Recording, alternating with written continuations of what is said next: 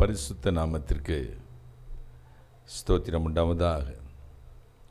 இருந்தவரும் இருக்கிறவரும் வருகிறவரும் இந்த உலகத்தை நியாயம் விசாரிக்கப் போகிறமாயிருக்கிற என் ஆண்டவராகிய இயேசு கிறிஸ்துவின் இடையிணையற்ற நாமத்தை நான் உங்களை வாழ்த்துகிறேன். மாறாத ஆண்டவர் இயேசு கிறிஸ்துவின் மெல்சடாயின் தேவன் உங்களை ஆசீர்வதிப்பாராக, உங்களை ஆசீர்வதிப்பாராக, உங்களை ஆசீர்வதிப்பாராக. தேவனுடைய மகிமையின் கரம் இறங்கி வரட்டும். தலைவணங்கி நாம் பிரார்த்தனை செய்வோம்.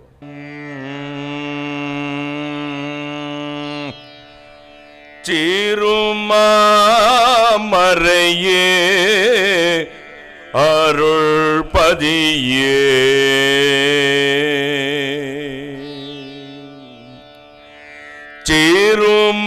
திருமாமறையே அருள் பதியேனில் திருச்சபை வளர நின் தயை புரியே.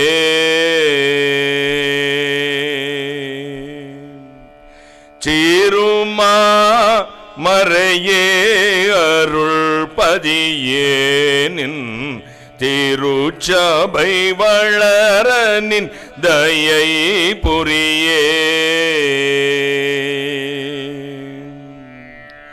கருணை வாசகர் கதிர் பல தொழிற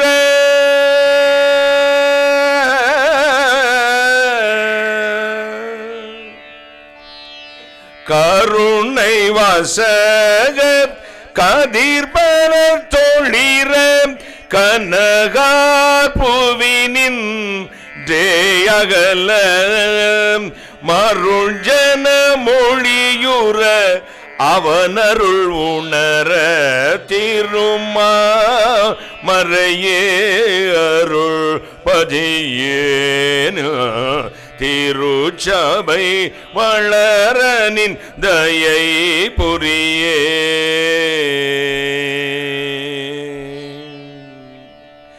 இயேசு நாமம் எங்கும் கனமொழி வீச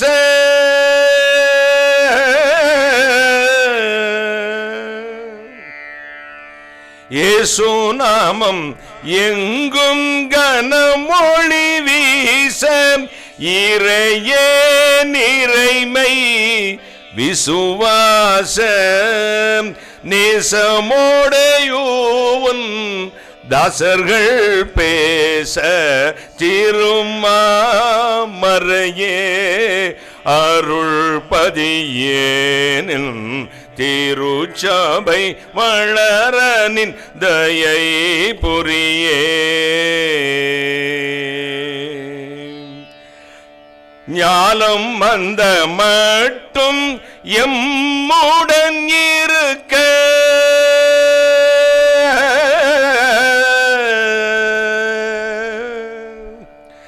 ஞாலம் வந்த மட்டும் எம்முடன் இருக்க தயவாய் கழித்தாய் எமை குறுக்க சில மாதையூனின் வசனமதுரைக்க திருமாமறையே அருள் பதியேனின் திருச்சபை வளர நின் தயை புரியே. சத்தியபோதம் ஏத்தரைதனில் செழிக்க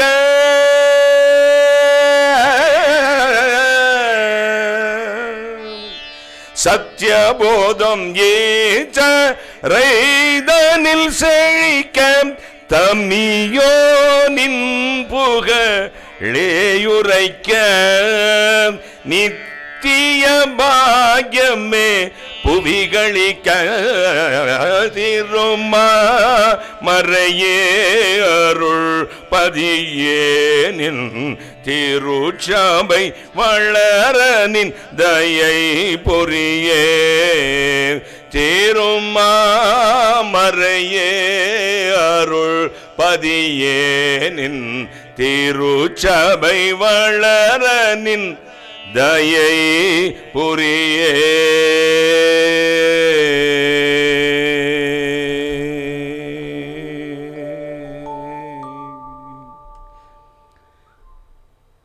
வானாதி வானங்களுக்கு மேலாய்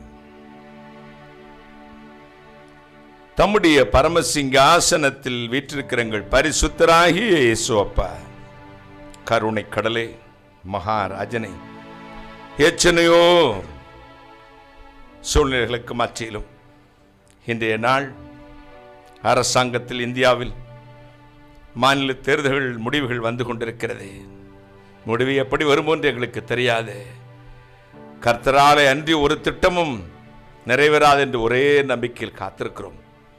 நீதியான முடிவு அந்த எங்கள் தேசத்துக்கு வருவது போல நாங்கள் காத்திருக்கிறதுக்கு நீதியான ஒரு முடிவை எங்களுக்கு தந்து, இப்பொழுது உம்முடைய சமூகத்தில் காத்திருக்கிற பிள்ளைகளுடைய வாழ்க்கையில் என்ன எதிர்பார்த்து காத்திருக்கிறார்களோ, சீட்டு மடியிலே போடப்படும், காரிய சித்தியோ தேவனால் வரும், குதிரை இத்தனை நாளுக்கு என்று அயச்சம் பண்ணப்படும், ஜெயமோ கர்த்தரால் வரும். நம்முடைய கர்த்தராகிய இயேசு கிறிஸ்து நாமத்தில் நமக்கு ஜெயம் கொடுக்கிற தேவனுக்கு ஸ்தோத்திரம் உண்டாவதாக என்று நாங்கள் தொழுது ஸ்தோத்தரிக்கத்தக்கதாக ஒரு அற்புதத்தை செய்யும். சத்துருவின் தட்டைகளை கர்த்தராகிய இயேசுவின் நாம நிர்மூலமாக்க ஜெபிக்கிறோம். அற்புத விடுதலை உண்டாகட்டும். நீசனை மறைய நீர் பேசும், உடைய நாமத்தை மட்டும் மகிமைப்படுத்தும். பரிசுத்தாவின் ஆளுகை கொடுக்கிறேன். கர்த்தராகிய இயேசு கிறிஸ்து நாமத்தில் ஜெபிக்கிறேன். உடைய ஆசீர்வாதங்களை பெற்றுக்கொள்கிறேன். பரிசுத்த பிதாவே, ஆமேன், ஆமேன். உட்காரலாம். இயேசு நல்லவர். ஆமேன் சொல்லுங்களேன்.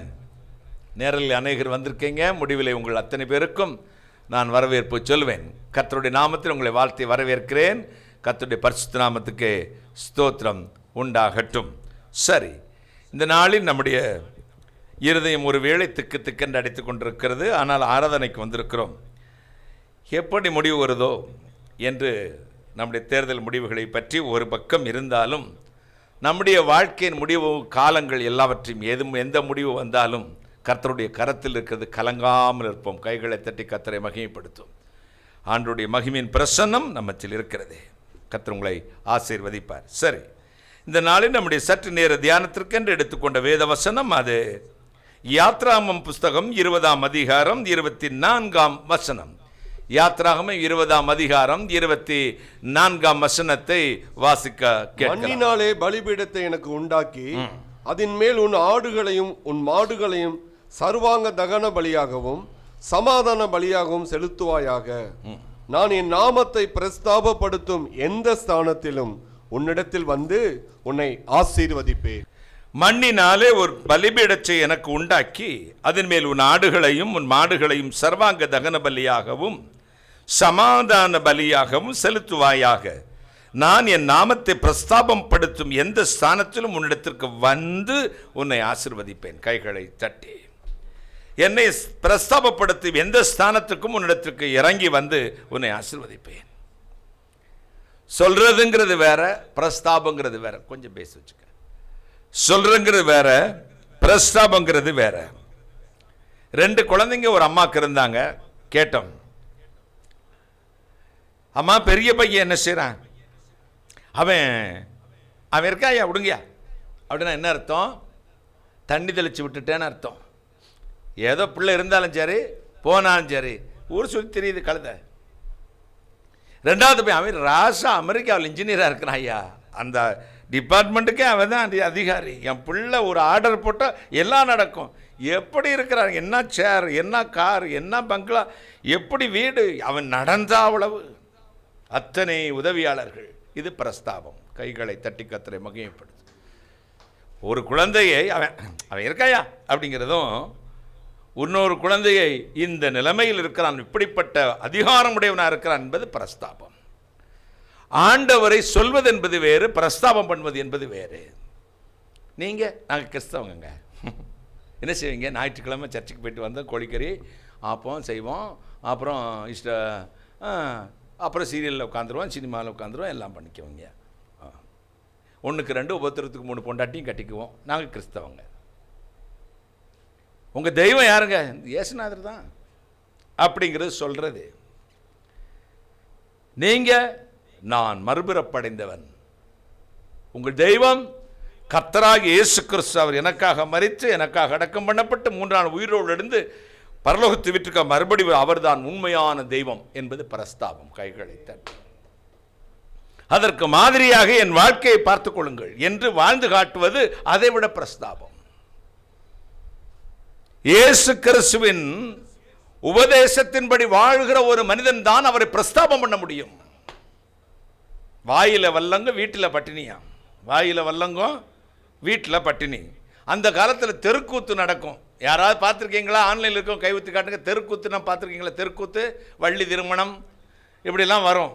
பார்த்துருக்கீங்களா? அதில் சொல்லுவான், ராஜாதிராஜன், ராஜ மார்த்தாண்ட, ராஜ பராக்கிரம, ராஜ கம்பீரன், மகாராஜா ராஜராஜ சோழன் வருகிறார், பர்ராக் பர்ராக் பர்ராக். ராஜா அங்கேருந்து வருவார், வாளை போட்டு கிரீடம் வைத்து பயங்கரமான நகை நட்டுகளை போட்டு நம்முடைய கிராமத்து அம்மா மாதிரிலாம் உட்காந்து அடியாத்தி எம்புட்டு நகை. அதில் ஒரு அட்டியை கழட்டி கொடுத்தா போதும், என் புள்ள கல்யாணத்தை 2 புள்ள கல்யாணத்தை நடத்திடுவேன்பாங்க. ஆனால் நடப்பது என்ன? காத்தால போய் அந்த ராஜராஜ சோழனா நடித்தார கதாநாயகன் வீட்டை பார்த்தா ஆத்தோரத்தில் சின்ன ஓலை குடிசையாக இருக்கும். வீட்டில் போய் பார்த்தா உள்ள பழைய கஞ்சியும் வெங்காயமும் ராஜராஜ சோழன் சாப்பிட்டுக்கிட்டு இருப்பார். அந்த அம்மா அந்த நகையெல்லாம் புளியை போட்டு விளக்கிக்கிட்டு இருக்கும். எல்லாம் கிளிட்டுங்க, மின்னுவதெல்லாம் பொன்னல்ல. வாழ்க்கையில் கிறிஸ்தவை என்பது வெறும் வாய்ஜாலத்தில் அல்ல, வாழ்வு சார்ந்த விஷயம். கைகளை தட்டி அது நிழல் அல்ல, நிஜம். வேத புத்தகத்தில் சொல்லப்பட்ட வார்த்தைகளின்படி நடப்பது நிழலான வாழ்க்கை அல்ல, நிஜமான வாழ்க்கை. இது சாத்தியமாகுமா என்று மற்றவர்களுக்கு தோன்றலாம், ஆனால் அது சாத்தியமே. வேதம் சொல்லுகிறது, சத்தியத்தின் நிமித்தம் நான் பாதகனை போல கட்டப்பட்டிருக்கிறேன். சத்தியமோ கட்டப்படவில்லை. ஆண்டோட வார்த்தைக்காக சினிமாவை விட்டேன், பேஸ்புக்கை விட்டேன், யூடியூப்பை விட்டேன், இந்த சாட்டிங்கை விட்டேன், லவ்வை விட்டேன், காதலியை விட்டேன், காதலனை விட்டேன், உலக பிரகாரமான சாராயத்தை, தண்ணியை, எல்லாவற்றையும் விட்டு விட்டேன். கஷ்டமாக தான் இருக்குது, பாதகனை போல கட்டப்பட்டிருக்கிறேன். ஆனால் எனக்குள் இருக்கிற சத்திய வார்த்தை இருக்கிறது, அது கட்டப்படவில்லை. கைகளை தட்டி அந்த வார்த்தை என்னை வழிநடத்துகிறது, என்னை பலப்படுத்துகிற கிறிஸ்துவினாலே எல்லாவற்றையும் செய்ய எனக்கு பலன் உண்டு. சத்தியத்தை அறிந்தீர்களான சத்தியம் உங்களை விடுதலையாக்கும். How is possible? அது எப்படி சாத்தியமாகிறது? மலையாளத்தில் பாருங்க, அசாத்தியமாயது ஒண்ணுமில்ல, தெய்வத்தால் அசாத்தியமாயது ஒண்ணுமே இல்லை, தேவனால் கூடாதது ஒன்றுமில்லை. நீ உன்னுடைய சரீர முயற்சி அற்ப பிரயோஜனம். இங்க என்ன வாசனம்? இப்போ நாம சாராம்சத்துக்காக தியானத்திற்காக எடுத்து போட்டிருக்கேன். என் நாமத்தை பிரஸ்தாபம் பண்ணும் எந்த இடத்துக்கு உன்னிடத்துக்கு இறங்கி வந்து உன்னை நான் ஆசீர்வதிப்பேன். மண்ணினாலே ஒரு பலிபீடத்தை உண்டாக்கி அதில் உன் தகன பலிகளையும் ஆடுகளையும் மாடுகளையும் எப்படி சொல்லணுமா? சர்வாங்க தகன பலி.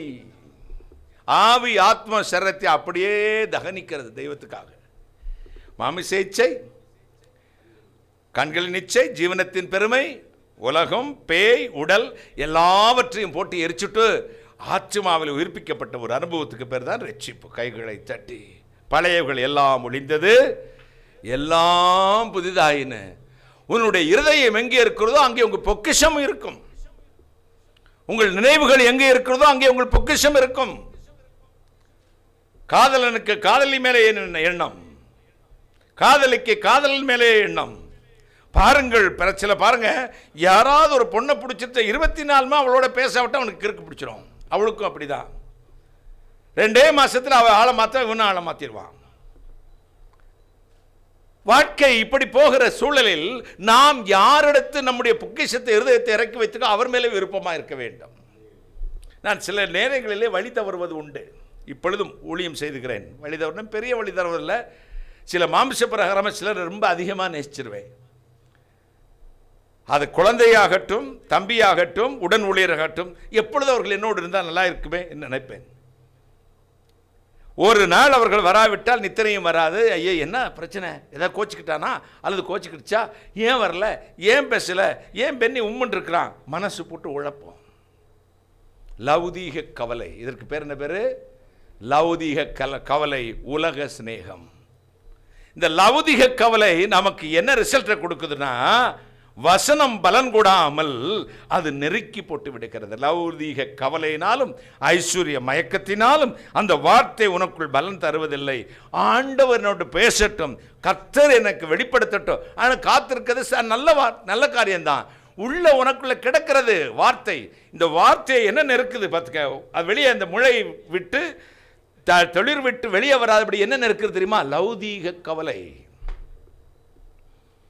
லௌதிகம்னா உங்களுக்கு புரியாத தமிழ்ல உலக கவலை, மாமிசத்துக்குரிய கவலை, உலக தேவைக்கான கவலையினால் உன் மாமிசம் இங்கே அமுக்கி விடுறது. இந்த வசனம் பலன் கூடாமல் போய்விடுகிறது. எனவே வேதம் சொல்லுகிறது, உலகத்தை ஒருவன் சிநேகித்தால் அவனிடத்தில் தேவனுடைய அன்பு இல்லை. உலகம் சிநேகம் தேவனுக்கு விரோதமான பகை. உன்னை எதிரியாகவே ஆண்டு நினைத்திருவாராம். உலகத்தை சிநேகித்தான். ஜெலசி காட், பொறாமையுள்ள தெய்வம். அவரை தவிர நீ வேற யாரை நேசிச்சா அவருக்கு பிடிக்காது. ரொம்ப பொறாமைப்படுற தெய்வம் யாரு?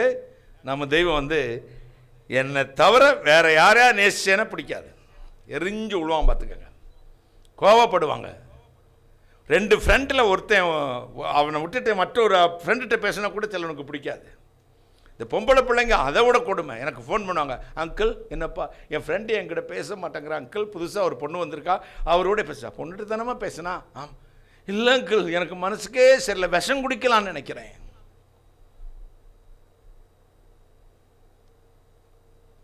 நேசம் மரணத்தை விட கொடியது. நேசம் மரணத்தை விட கொடியது. வெறும் ஆண் பெண் உடல் சார்ந்த விஷயத்துக்காக மட்டுமல்ல, அன்பு அப்படித்தான். தாய் பிள்ளை அன்பும் அப்படித்தான். மருமக வந்தால் ஏன் பிரச்சனை வேணா, ஏன் பிள்ளைய ஒருத்தர் எடுத்துக்கிட்டாலே அப்படிங்கிற ஒரு பொறாமை. அதே மாதிரிதான் தெய்வமும் அவருடைய பிள்ளையாகிய உன்னை உலகமாகிய ஒரு காதலன் அல்லது கள்ள புருஷன் எடுத்துக்கொண்டால் அவர் சும்மா விட மாட்டோம், உன்னை நொறுக்கி போடுவார் அல்லது அவனை தூக்கிடுவார். நாமனால அடித்து விரட்டலாம், அவர் ஃபினிஷ் பண்ணிட்டு போடுவார், கதையவே முடிச்சு போடுவார். அது கோணி கீழ்படாட்டி ஒன்னையுமே முடிச்சு போடுவார். கொலையும் செய்வாள் பத்தினி, கொலையும் செய்வாள் பத்தினி. கொலை கூட செய்ய பத்தினி தேங்க மாட்டாள். அன்பு நிமித்த பொசசிவ்னஸ்.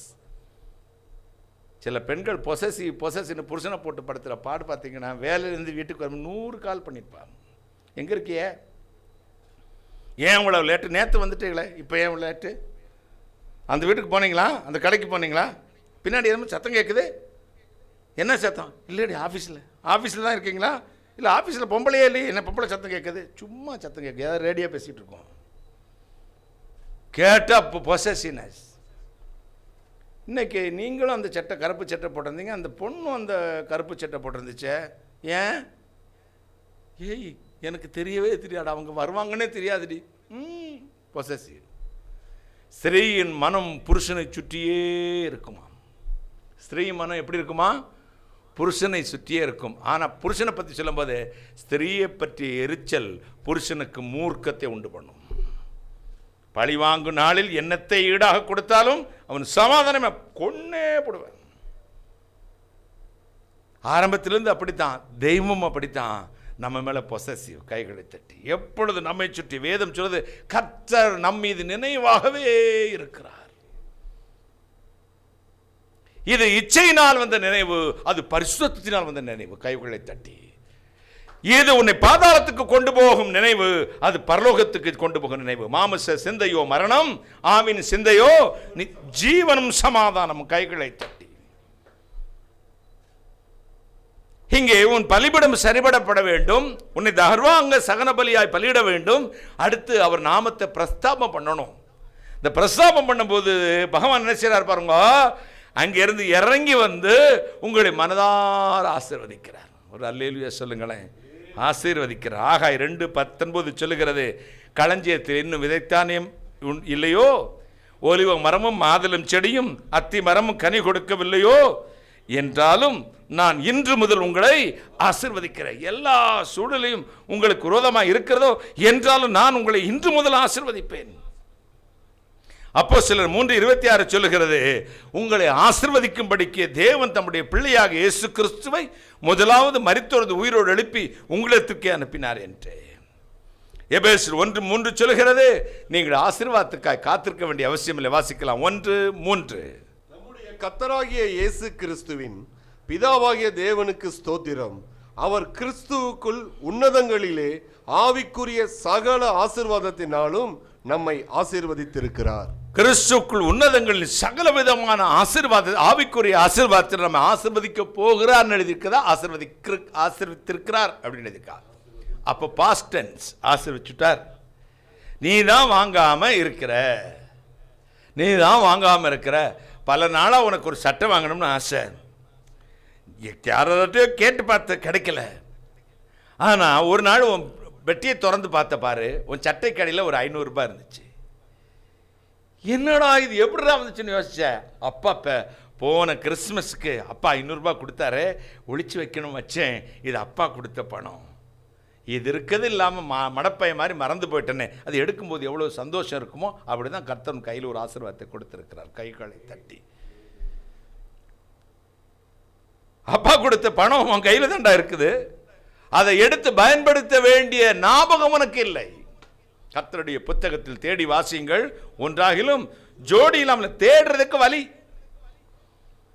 ஆண்டோடைய வாக்குத்தத்தத்தை சுதந்திரத்துக் கொள்வதற்கு மனது கிடையாது. காரணம், இரும்பு டோர் போட்டு லாக் பண்ணிடுக்கு, சென்ட்ரல் லாக் சிஸ்டம். பாஸ்வேர்டை மறந்துட்டேன். இப்போ பாஸ்வேர்டை கண்டுபிடியேன். தட்டுங்கள் திறக்கப்படும், கேளுங்கள் கொடுக்கப்படும். என்னிடத்தில் கேட்கிறவனுக்கு நான் எல்லாவற்றையும் தரேன். நாமத்தில் எதை கேட்டாலும் அதை தருவேன். 14 தான் உன் பாஸ்வேர்டு. யோவான் 14:14 1414 பாஸ்வேர்டு போட. என்ன வாசிக்கிறேன் இங்கே? அதில் என் நாமத்தில் எதை கேட்டாலும் நான் உங்களுக்கு செய்வேன். If you shall ask anything in my name, I will do it. என்ற நாமத்தில் நீங்கள் எந்தெல்லாம் உபேசிக்கிறதோ அதொക്കെ எனக்கு நல்கும். என் நாமத்தில் எதை கேட்டாலும் தருவேன் என்று சொன்னார். ஒருவன் எதையாவது பிதாவின் சித்தத்தின்படி கேட்டானால் அவன் அதை பெற்றுக்கொள்கிறான். யார் சித்தத்தின்படி? உன் சித்தத்தின்படி இல்லை, யாருடைய சித்தத்தின்படி? பிதாவின் சித்தத்தின்படி கேட்டானால் அவன் பெற்றுக்கொள்கிறான் என்றே. ஆவிக்குரிய சகல ஆசீர்வாதத்தினாலும் நம்மை ஆசீர்வதித்திருக்கிறார். உலகில் 3 விதமான ஆசீர்வாதம் உண்டு. மனிதன் மூலம் வரும் ஆசீர்வாதம், பிசாசின் மூலமாய் வரும் ஆசீர்வாதம், கர்த்தர் மூலமாய் வரும் ஆசீர்வாதம். யாக்கோப்பு தன் பிள்ளைகளை ஆசீர்வதித்தான். மனிதனுடைய ஆசீர்வாதம் வீடும் மாஸ்தியும் பிதாக்கள் வைக்கும் சுதந்திரம். அடுத்து 40 நாள் ஆண்டவர் உபவாசம் பண்ணின உடனே இயேசுநாதர் மலையின் உச்சியிலே கொண்டு போய் நிறுத்தி 2 செகண்டில் உலகத்தின் சகல ஆசீர்வாதத்தையும் காண்பித்து, இவைகள் எல்லாம் என் கரத்தில் கொடுக்கப்பட்டிருக்கிறது, எனக்கு பிரியமானவருக்கு இவைகளை நான் கொடுக்கிறேன், நீயும் என்னை பணிந்து கொண்டால் நான் உனக்கு தருவேன் என்றான். கர்த்தர் சொன்னார், இயேசு சொன்னார், உன் தேவனாகிய கர்த்தர் ஒருவரையே பணிந்து கொண்டு அவர் ஒருவருக்கு ஆராதனை செய்து எழுதியிருக்கிற அப்பாலை போய் சாத்தான் என்று ஜெயித்தார். குறுக்கு வழியிலும் ஒரு ஆசீர்வாதம். 3வது ஒரு ஆசீர்வாதம் உண்டு. நீதிமொழிகள் 10:22 கர்த்தரின் ஆசீர்வாதமே ஐஸ்வர்யத்தை தரும், அதோடு வேதனையை கூட்ட மாட்டார். வேதனை இல்லாத ஆசீர்வாதம், போலீஸ் ஸ்டேஷனுக்கு போகாத ஆசீர்வாதம், திருடன் கண்ணமிடாத ஆசீர்வாதம், மருந்து கடைக்கு போகாத ஆசீர்வாதம், சண்டை வெட்டும் குத்தும் பழியும் தூஷணமும் சமாதான கேடும் இல்லாத வீட்டுக்கு கொடுக்கிற ஆசீர்வாதம். கைகளை சட்டி அவர்கள் வீட்டில் கூக்குரல் உண்டு, நீதிமானின் வீட்டிலோ கூடாரத்திலோ ரட்சிப்பின் கம்பீர சத்தம் உண்டு. கைகளை சட்டி பிரஸ்தாபம்ங்கிறது அப்படித்தான். ஆண்டவரை பிரஸ்தாபம் பண்ணும். எந்த இடத்திலும், எந்த வீட்டிலும், எந்த சபையிலும், எந்த நிலையிலும் ஆண்டவர் உன்னை வந்து ஆசீர்வதிப்பார். கர்த்தர் இருக்கட்டும், கர்த்தர் கேட்பார், ஆண்டவர் பதிலை தருவார். தேவனுக்கு காத்திருக்கிற ஒரு நாள் வெட்கப்பட்டு போக மாட்டார்கள். உங்கள் வாழ்வு சுகிக்கும், துளிர்க்கும். உங்கள் சுக வாழ்வு துளிர்க்கும். கவலையே படாதிருங்கள். மகிமையின் ராஜாவாகிய தேவன் உங்களை ஆசீர்வதிக்க சித்தம் கொண்டிருக்கிறார். வேதனை இல்லாத ஆசீர்வாதம். சங்கீதம் 37:22 சொல்கிறது, கர்த்தரால் ஆசீர்வதிக்கப்பட்டவர்கள் பூமியை சுதந்தரித்துக் கொள்வார்களாம். யாரால் ஆசீர்வதிக்கப்பட்டவர்கள்? கர்த்தரால் ஆசீர்வதிக்கப்பட்டவர்கள். நம்ம வாழ்க்கையில் எத்தனையோ மேடு பள்ளங்களை பார்த்து விட்டோம், சோதனைகளை பார்த்து விட்டோம், வேதனைகளை பார்த்து விட்டோம். என்றாலும் இன்றைக்கு குத்துக்கல் போல உட்கார்ந்து இருக்கிறோம், ஒன்றுக்கும் அசையவில்லை. எரும மாட்டில் மழை பெஞ்ச மாதிரி இருக்கான் பாரு அப்படின்னு சொல்லுவா. எரும மாட்டில் மழை பெஞ்ச மாதிரியே உட்கார்ந்துட்டு இருக்கோம். ஏன் தெரியுமா? நான் கர்த்தரை வலது பாரிசத்தில் வைத்திருக்கிறபடினால் அசைக்கப்படுவதில்லை. கைகளை தட்டி கர்த்தரை வலது பாரிசத்தில் வச்சுக்கோ, நீ என்ன வந்தாலும் அசைய மாட்டார். புயல் வீசினாலும் காற்று வீசினாலும் நீ அசையவே மாட்டார். ஆண்டவன் இடத்தில் இறங்கி வருவார், உன்னை ஆசீர்வதிப்பார். உன் பலிபீடத்தை சரி பண்ண, உன்னை சர்வாங்க தகன பலியா உன் ஆவி ஆத்ம சரத்தை சமர்ப்பித்து விடு. அடுத்து அவரை பிரஸ்தாபம் பண்ணு. சொல்றதில்ல செத்தவங்கையில் வெத்தலை பாக்கு போட்டது மாதிரி சில கிறிஸ்தவன் வாழ்வான் பாருங்க. அப்படி இல்லை. நமக்கு ஒரு பேர் வச்சிருக்காங்க கிறிஸ்தவர்களே. நாம் தீவிரவாதிகளாம், பழமைவாதிகள். நாம் இந்த ட்ரெடிஷனலா பைபிள் படியே நடக்கணும் சொல்ல பழமை நேவர். இந்த வேதமே பழமையானது தானே. 6000 வருஷத்துக்கு முன் சொல்லப்பட்ட ஆதாமுக்கும் இந்த நாளில் இருக்கிற அதே இந்த அபிஷேக் ஜெபராஜுக்கும் ஒரே வசனம் தான், மாற்று கருத்தே இல்லை. யோசேப்புக்கு நமக்கு ஒரே வார்த்தை. இந்த வார்த்தையின்படி நடந்தே ஆக வேண்டும். கர்த்தருடைய வேதத்தின்படி நடக்கிற உத்தம மார்க்கத்தார் பாக்கியவான்கள். கைகளை சட்டி கர்த்தருடைய வேதத்தின்படி நடக்கணும். எல்லா மதங்களும் அவங்க மத கிரந்தங்களை வச்சு தான் போதிக்கிறாங்க. போதிக்கும்போது சொல்லுவாங்க, இந்த மத கிரந்தங்கள் இருக்கபடி வாழ்ந்து காட்டுங்கள் என்று. வாழ்க்கையின் நெறியை நன்னறியை புகுத்தக்கூடிய மார்க்க நெறிகளுக்கு கைடன்ஸ், அந்த புத்தகங்களுக்கு ஒரு விலை இருக்கிறது பாருங்களேன். அதில் எல்லாம் ஒரு நோக்கம் இருக்கும், நீதி தர்மம் அதோ பரிசுத்தம் இவைகளோடு வாழ வேண்டும் என்று, ஒழுக்கமாய் வாழ வேண்டும் என்று கற்றுக் கொடுக்கிறது. ஆனால் என்ன வித்தியாசம், அந்த ஒழுக்கம் நீதி தர்மத்தில் வாழ்ந்து காட்டின ஒரு தலைவர் நமக்கு எழுதி வைத்தது புத்தகம் பைபிள். கைகளை தட்டி சொல்வது யாவருக்கும் எளியவாம், சொல்லிய வண்ணம் செயல். சொல்லும்போது நல்லா இருக்கும் பாருங்க, நான் வாழ்றது கஷ்டம்.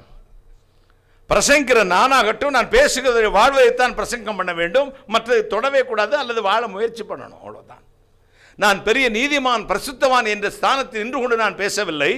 நான் பேசுகிற பிரசங்கம் எங்களுக்கும் எனக்கும் உங்களுக்கும் ஒரே போல கிரியை செய்கிறது. கைகளை தட்டி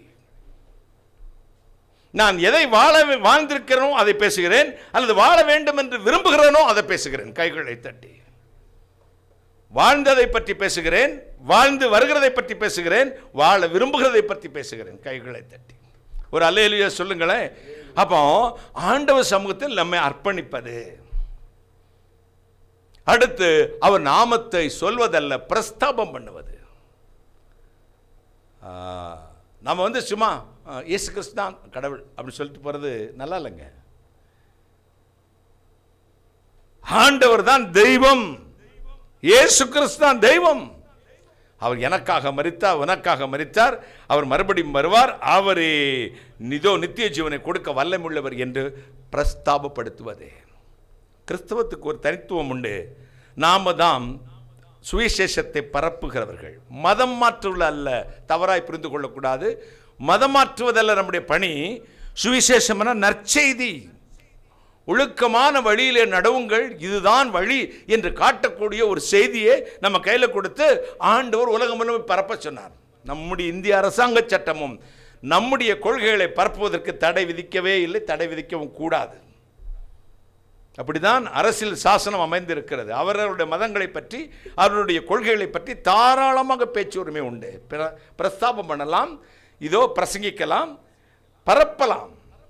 கட்டாயப்படுத்தி மட்டுமே மாற்றக்கூடாது. கைகளை தட்டி கர்த்தரை மகிமைப்படுத்தும். எனவே நான் கட்டாயப்படுத்தல, நான் என் தெய்வத்தை கிறுக்கனை போல் நின்று கொண்டு பிரஸ்தாபப்படுத்துகிறேன். நான் தெருக்களிலும் முலைகளிலும் மேடைகளிலும் டெலிவிஷன்களிலும் இதோ மற்றவர்கள் மத்தியிலும் சபைக்குள்ளும் சங்கத்துக்குள்ளும் என் கர்த்தரை எனக்கு செய்த நன்மையை நான் ருசித்ததை பேசுகிறேன். நான் ருசித்ததை இன்னும் ஒரு மனுஷன் இல்லை என்று எப்படி மறக்க முடியும்? நான் ருசித்து தான் நான் பேச முடியும். சர்க்கரையே சாப்பிடாத ஊர்ல இழுப்பு பூச்சக்கரை, இல்லாத ஊர்ல இழுப்பு பூச்சக்கரம்பா. இழுப்பு அதுக்கு என்ன அர்த்தம்?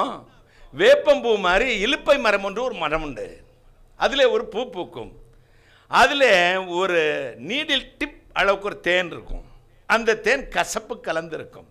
சர்க்கரைனா இனிப்பு சுவையே அறியாத ஒரு ஊரில் அந்த பூவை எடுத்து உறிஞ்சி பார்த்தாங்க, அதுதான் உங்களுக்கு சர்க்கரை. ஆனால் நாம் சாப்பிட்டுலாம் தித்திக்கும் செவிட்டும், தித்திக்கும் செவிட்டும். ஆனால் இந்த சர்க்கரை கசப்பு கலந்த சர்க்கரை. இல்லாத ஊரில் இழுப்பு பூ தான் சர்க்கரை. நாம ருசித்த இனிப்பு தேனிலும் தெளிதேனிலும் மதுரமானது. கைகளை தட்டி இயேசு ரட்சகனே இனிக்கும் செங்கரும்பே நேசமுடன் போற்றுவே.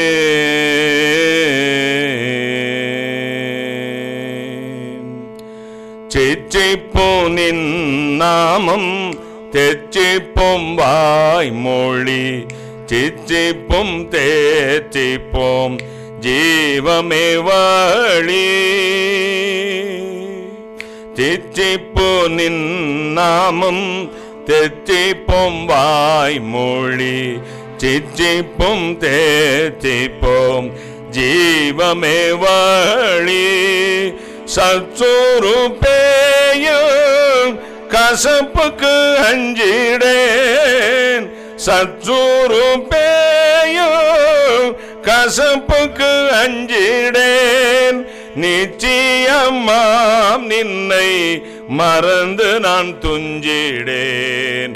இயேசு ரட்சகனே இனிக்கும் செங்கரும்பே நேசமுடன் போற்றுவே.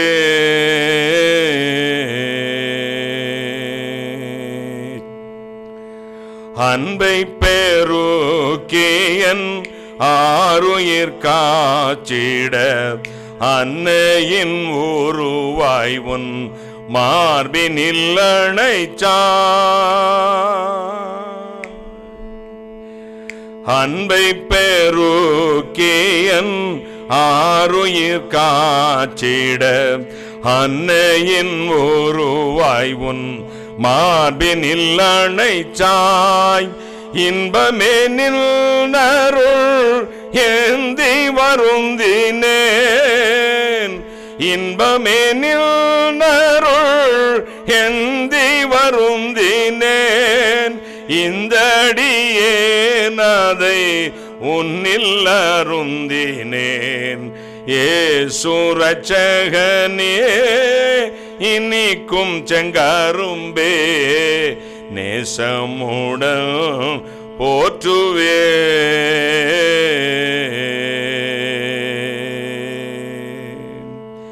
வஞ்சம் நிறைந்ததன் நெஞ்சமன்றறிவாய் வஞ்சக உலகின் வலைதனை அறிவாய்.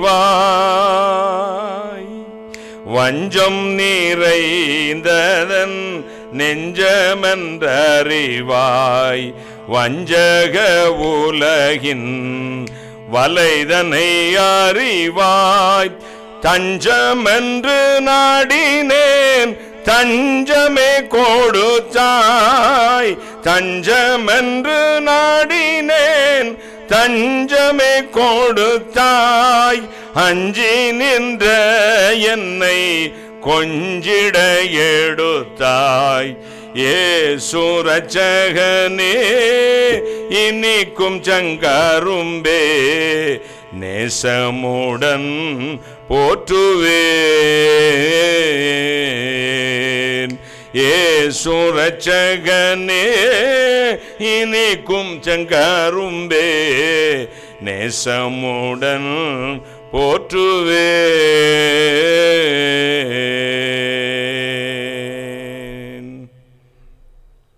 தித்திப்பும் நின் நாமம் தெத்திப்போம் வாய்மொழி தித்திப்பும் தெத்திப்போம். தித்திப்புனா இனிப்பு. அந்த இனிப்பே அதை சாப்பிட்டுட்டு திகட்டிடுமா, அப்படி இனிப்பான். இனிப்பே இனிப்பு. அந்த மதுரத்தை சாப்பிட்டா என்ன ஆயிருமா, திகட்டி விடும். தெத்திப்போம் வாய்மொழி தித்திப்பும் தெத்திப்போம் ஜீவமே வழி. சத்துரு பேயின் கசப்புக்கு அஞ்சிடேன் நித்தியமாம் உம்மை மறந்து நான் துஞ்சிடேன். இயேசு ரட்சகனே இனிக்கும் செங்கரும்பே நேசமுடன் போற்றுவேன். கைகளை தட்டி ஒரு அல்லேலூயா. அவர் ஆசீர்வதிக்கிறவர். கர்த்தரால் ஆசீர்வதிக்கப்பட்டவர்கள் பூமியை சுதந்தரித்துக் கொள்வார்களாம். யாரை அவர் ஆசீர்வதிப்பார்? சங்கீதம் 112 1-3 வரை வாசிக்க கேட்கலாம். சங்கீதம் 112 1-3 வரை உள்ள வசனங்கள். பிரியமாயிருக்கிற மனுஷன் பாக்கியவான், அவன் சந்ததி பூமியில் பலத்திருக்கும். செம்மையானவர்களின் வம்சம் ஆசீர்வதிக்கப்படும். ஆஸ்தியும் ஐஸ்வர்யமும் அவன் வீட்டில் இருக்கும். அவனுடைய நீதி என்றைக்கும் நிற்கும். அல்லேலூயா. கர்த்தருக்கு பயந்து அவருடைய கட்டளை மிகவும் பயப்படுகிற மனுஷன் பாக்கியவான். கை கொள்ளுகிற மனுஷன் பாக்கியவான்.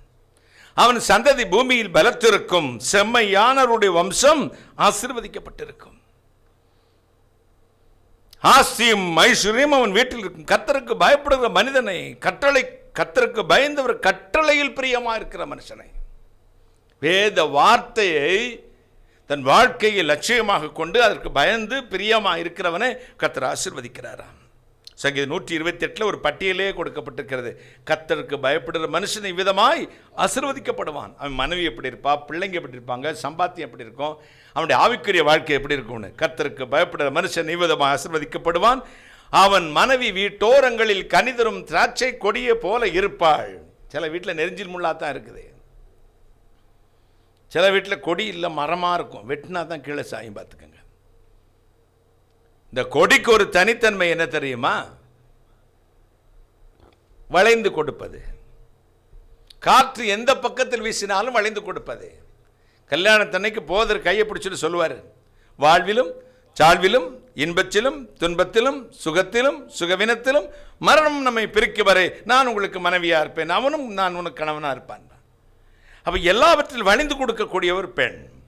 நீதிமானை பனைமரம் என்றால், நீதிமானின் பனைமரம் என்றார், நீதிமானின் மனைவியை திராட்சை கொடி என்றாள்.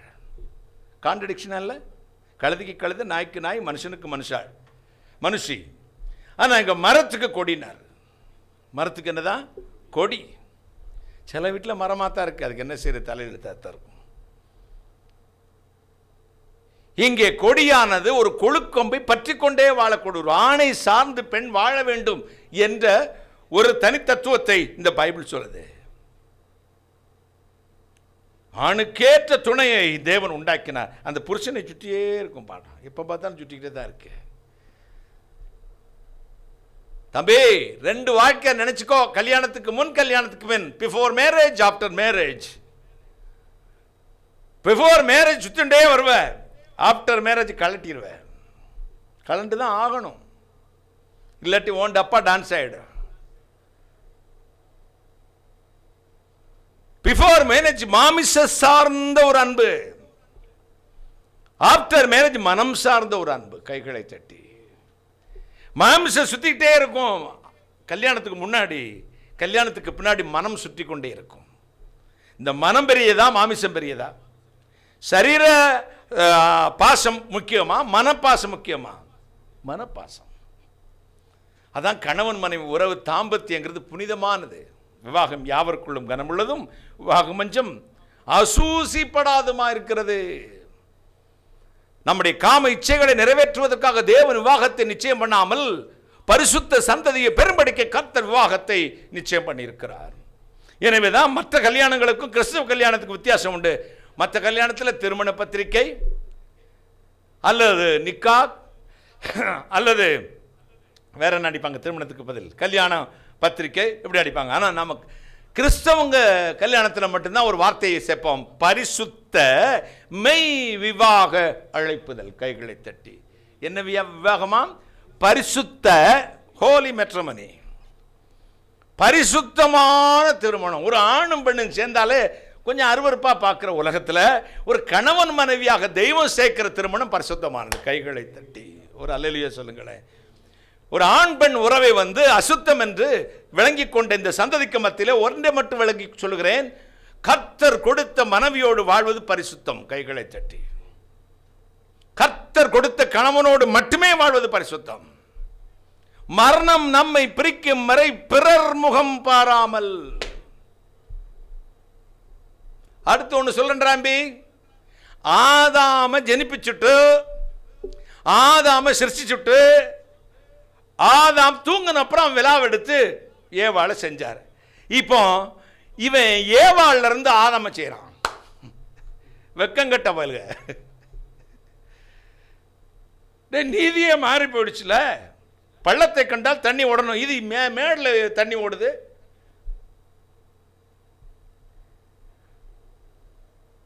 அப்போ தேவ நீதிங்கிறது அப்படிதான். கர்த்தருடைய கட்டளை பிரியமா இருக்கிறோம், அதில் நடக்கணும். கைகளை தட்டி. என்னுடைய வேதம் என் கையில் கெடுத்ததுக்காக தேவனை ஸ்தோத்தரிக்கிறேன். என்னுடைய சட்ட புத்தகத்தை நான் பேசுவது மற்ற மதத்துக்கோ மற்ற சம்பந்தப்பட்ட இல்லை, கர்த்தருடைய வேதத்தை நேசித்து கர்த்தருடைய வாழ்க்கையை வாழணும் விரும்புகிற மக்களுக்காக பேசுகிற வார்த்தை. கைகளை தட்டி இதுதான் வழியிலே நடவுங்கள் என்று சொல்லுகிற சத்தம். இது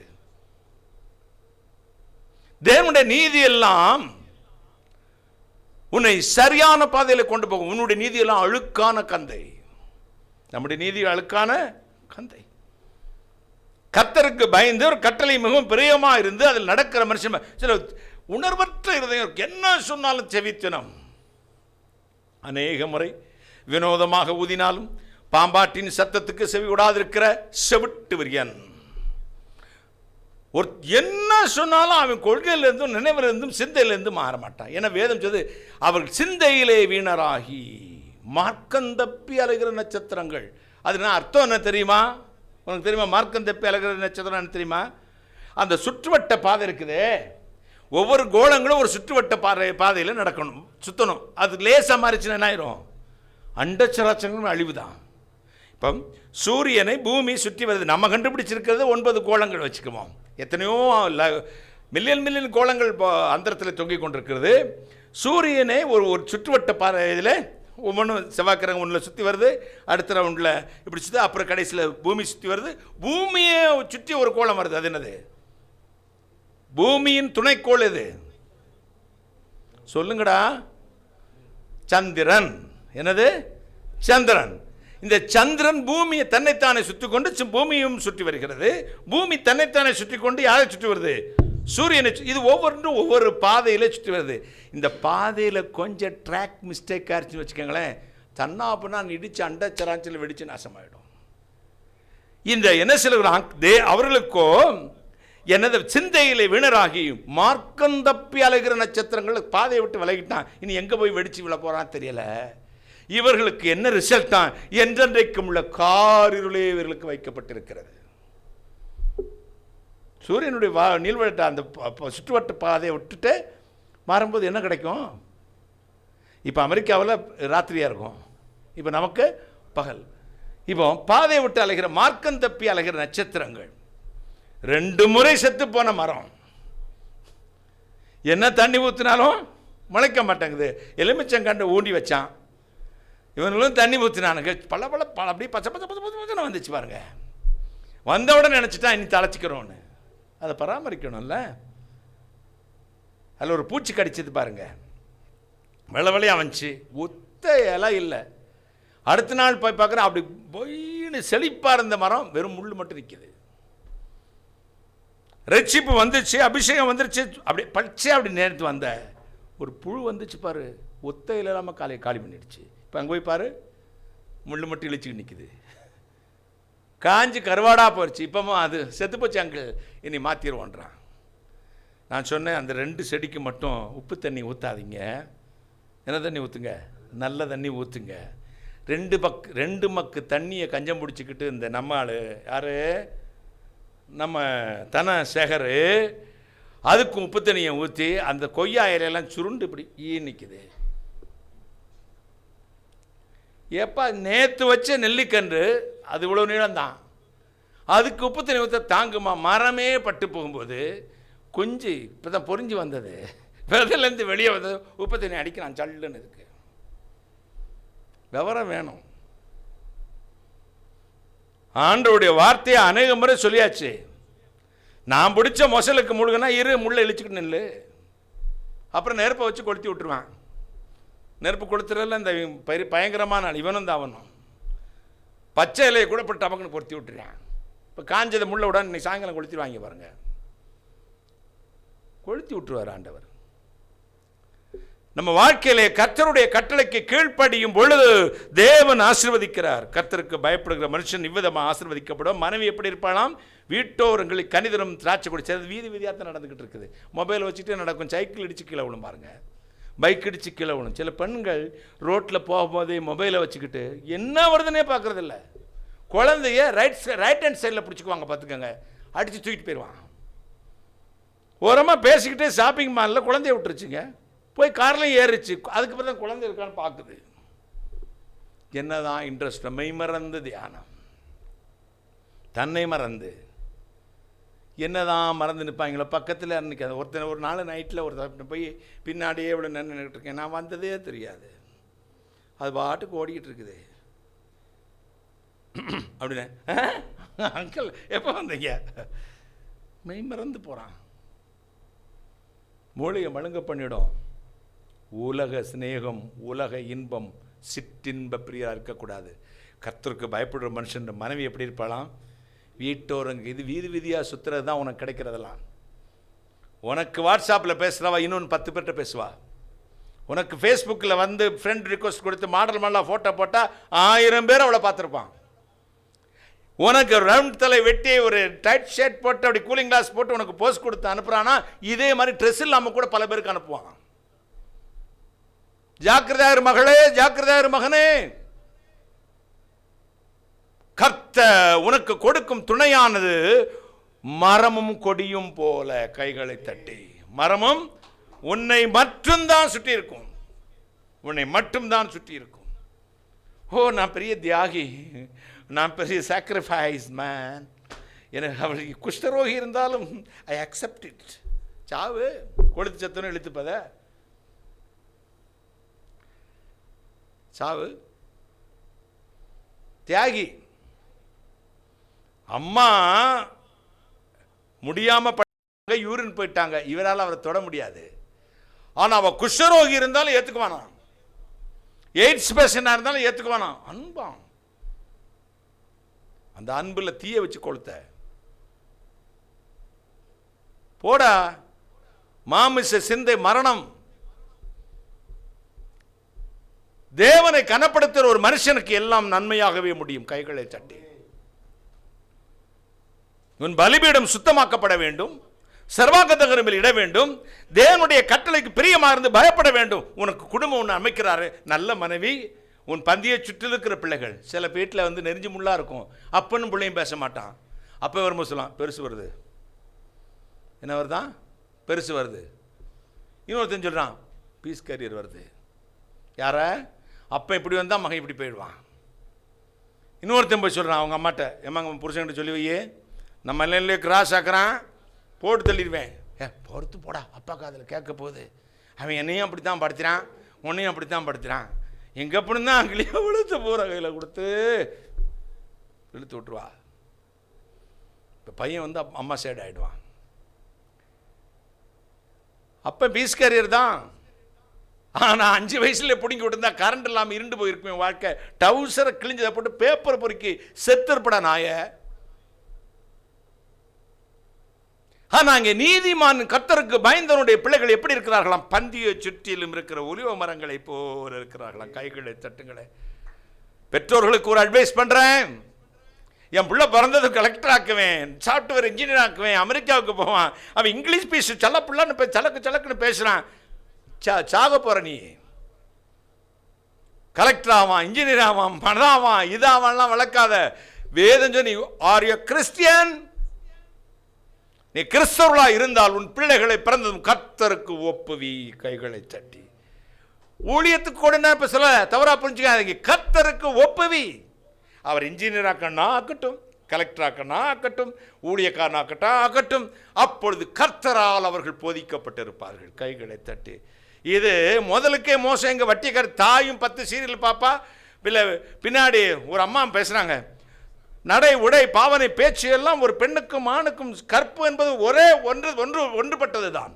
2லும் ஒழுக்கம் உள்ளவர்களாக இருக்க வேண்டும். நம்முடைய நடை உடை பாய்ச்ச நம்ம நம்முடைய பிள்ளைகளுக்கு ரோல் மாடலே ஒரு பெற்றோர் தான். நீங்கள் வாழ்ந்து காட்டுங்கள், உங்கள் பிள்ளைகள் சரியாகி விடுவாங்க. நாம் சரியாக வாழாம பிள்ளைகளை இப்படி வாழுனா எப்படி வாழ வேண்டும்? வாழ்ந்து காட்ட வேண்டும். என் அன்புக்குரியவர்களே, கர்த்தருக்கு உங்கள் பிள்ளைகளை ஒப்புக்கொடுங்கள். இஸ்ரேலிலே யூத ஸ்திரீகள் தங்கள் பிள்ளைகள் பிறந்து 10 வயது வருவதற்கு முன் எத்தனை சங்கீதங்களை மனப்பாடம் பண்ண வைக்க முடியுமோ அத்தனை சங்கீதங்களை மனப்பாடம் பண்ண வைத்து விடுவார்களாம். இன்றைக்கும் தென் மாவட்டங்களிலே நாசரேத்து போன உள்ள அந்த காலத்தில் இப்போ எப்படி இருக்க தெரியாது, பைபிள் வாசிக்காட்டி சாப்பாடு கிடையாது, குடும்ப ஜெபத்துக்கு வராட்டி சாப்பாடு கிடையாது, காலையில் அதிகாலை ஜெபிக்காட்டி சாப்பாடு கிடையாது. ஒரு காலம் இருந்தது கிறிஸ்தவ குடும்பங்களில். இப்போ சன்ரைஸ் வந்து பேக் சைடில் படுந்துட்டு அப்படியே காட்டி படுத்துப்பேன். இந்த அம்மாவும் எந்திரிக்காது. அவங்க ஐயா பாவம் காலையில் அவராக போய் வெளியே போய் ஒரு டீ கடையில் டீ குடிச்சிட்டு வேலைக்கு போயிடுவார். இந்த அம்மாவும் பிறண்டு விட்டு படுத்திருக்கோம், மகனும் பிறண்டு காலை மேலே தூக்கி அப்படி போட்டு படுத்திருப்பேன். சூரிய ஒளி அப்படியே சல்லுன்னு அடிக்கும், ஆனாலும் அசைறதில்லை.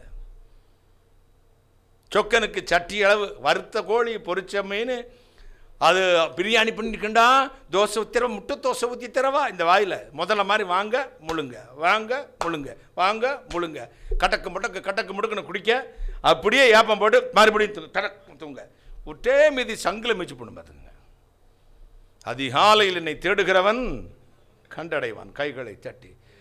ஐயா நான் ஹார்ட் பேஷண்ட்டு, ஸ்டெண்ட் வச்சுருக்கிறேன், நைட்டில் இவ்வளோ டேப்லெட் கொடுக்குறாங்க, எனக்கு நல்லா தூங்கணுக்கா தூக்க மாத்திரை கொடுத்து நான் தூங்குனா என்னைய மாதிரியே தூங்குறாங்க ஐயா எல்லாரும். என்னைய மாதிரியே தூங்குறாங்க, நான் மாத்திரையில் தூங்குறேன், அவங்களும் மயக்கத்தில் தூங்குறாங்க. நான் என்ன செய்கிறேன், அந்த காலத்தில் பென்னி 5 மணிக்கு மேலே தூங்குனா அவன் ரூமில் போய் கழுத்தில் ஒரு மிதிப்பேன். இப்படி உண்மையில் இது ஆன்லைனில் போயிட்டுருக்குது, பார்த்துக்கங்க. மேலே பார்த்து சொல்கிறேன், அவனை மிதிப்பேன். 5 மணிக்கு மேலே தூக்கம், ஜபத்துக்கு எந்திரா அப்படிம்பேன். தட்டா போடுறான், அண்ணே இல்லைண்ணே சும்மா தான் படுத்திருந்தேன். சும்மா கூட படுத்திருந்தேன், உட்காந்துரு. இப்போ அவனே கேட்குறான், நீங்கள் ரொம்ப கெட்டு போயிட்டீங்கண்ணே. என்னத்துக்குடா? ஒரு ஸ்ட்ரிக்ட்டுமே இல்லை, இப்போ எல்லாருக்கும் தெனாவட்டாயிடுச்சு, வயசாயிருச்சுடா. நீங்கள் என் காரியத்தில் ஸ்ட்ரிக்ட் ஆகிட்டீங்கன்னு ஒரு பயம் இருக்குது. இப்போ அன்புல திருத்திடலான்னு நினைக்கிறேன்டா, இன்னும் நடக்காது போலுக்கு அந்த கதை. கர்த்தருடைய சிச்சையில் உங்கள் பிள்ளைகளை வளருங்கள், கர்த்தருடைய கட்டளைக்கு பயப்படுங்கள், அதில் பிரியமாறுங்கள். பிள்ளைகள் ஒலிவு மர கன்றுகளைப் போல் உங்கள் பந்தியை சுற்றி இருப்பார்கள். உன் மனைவி எப்படி வருவாள் தெரியுமா? வீட்டோரங்களுக்கு கனி கொடுக்கும் திராட்சை கொடி. வீட்டை விட்டு வெளியே போக மாட்டாங்க, வீட்டுக்குள்ளேயே தாம் பிள்ளை, தாம் புருஷன், தன் குடும்பம், ஜபம். ஆலயம் விட்டா வீடு விட்டா ஆலயம். ஒழுக்கமுள்ள ஸ்திரீ தன் மானத்தை காப்பாள். நல்லொழுக்கமுள்ள ஸ்திரீ தன் மானத்தை காப்பாள். நல்லொழுக்கம்னா என்ன? ஒழுக்கு அப்படின்னா என்னது சொல்லுங்க? ஒழுக்குனா என்ன? ஓடு வீட்டில் யாராவது இருந்திருக்கீங்களா? ஓட்டு வீட்டில் இருந்திருக்கீங்களா? ஓட்டு வீட்டில் இருந்திருக்கியா? மழை பெஞ்சா எப்படி ஒழுகும்? ஒழுகுமா? நிறைய மழை பெஞ்சா சல்லுன்னு ஒழுகும், கொஞ்சமாக மழை பெஞ்சுன்னா சொட்டுன்னு விடும், ஒரு பாத்திரம் வச்சா கரெக்டாக ஒழுகும்.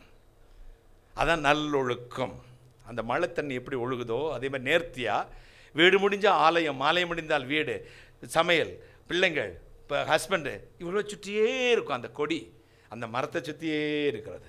அதான் நல்லொழுக்கமுள்ள ஸ்திரீ தன் மானத்தை காப்பாள். பரிசுத்தவான்களுக்கு, தேவனுக்கு பயப்படுதலுக்கு கொடுக்குற வாழ்க்கை அதே. உன் மனைவி உன் வீட்டோரங்களை கனிதரும் திராட்சை கொடியை போல் இருப்பாள். உன் பிள்ளைகள் உன் பந்தியை சுற்றிலும் ஒலிவ மர கன்றுகளைப் போல் இருப்பார்கள். உன் பிரயாசத்தின் பலனை நீயே சாப்பிடு. அநியாயமாக காசு செலவாகாது.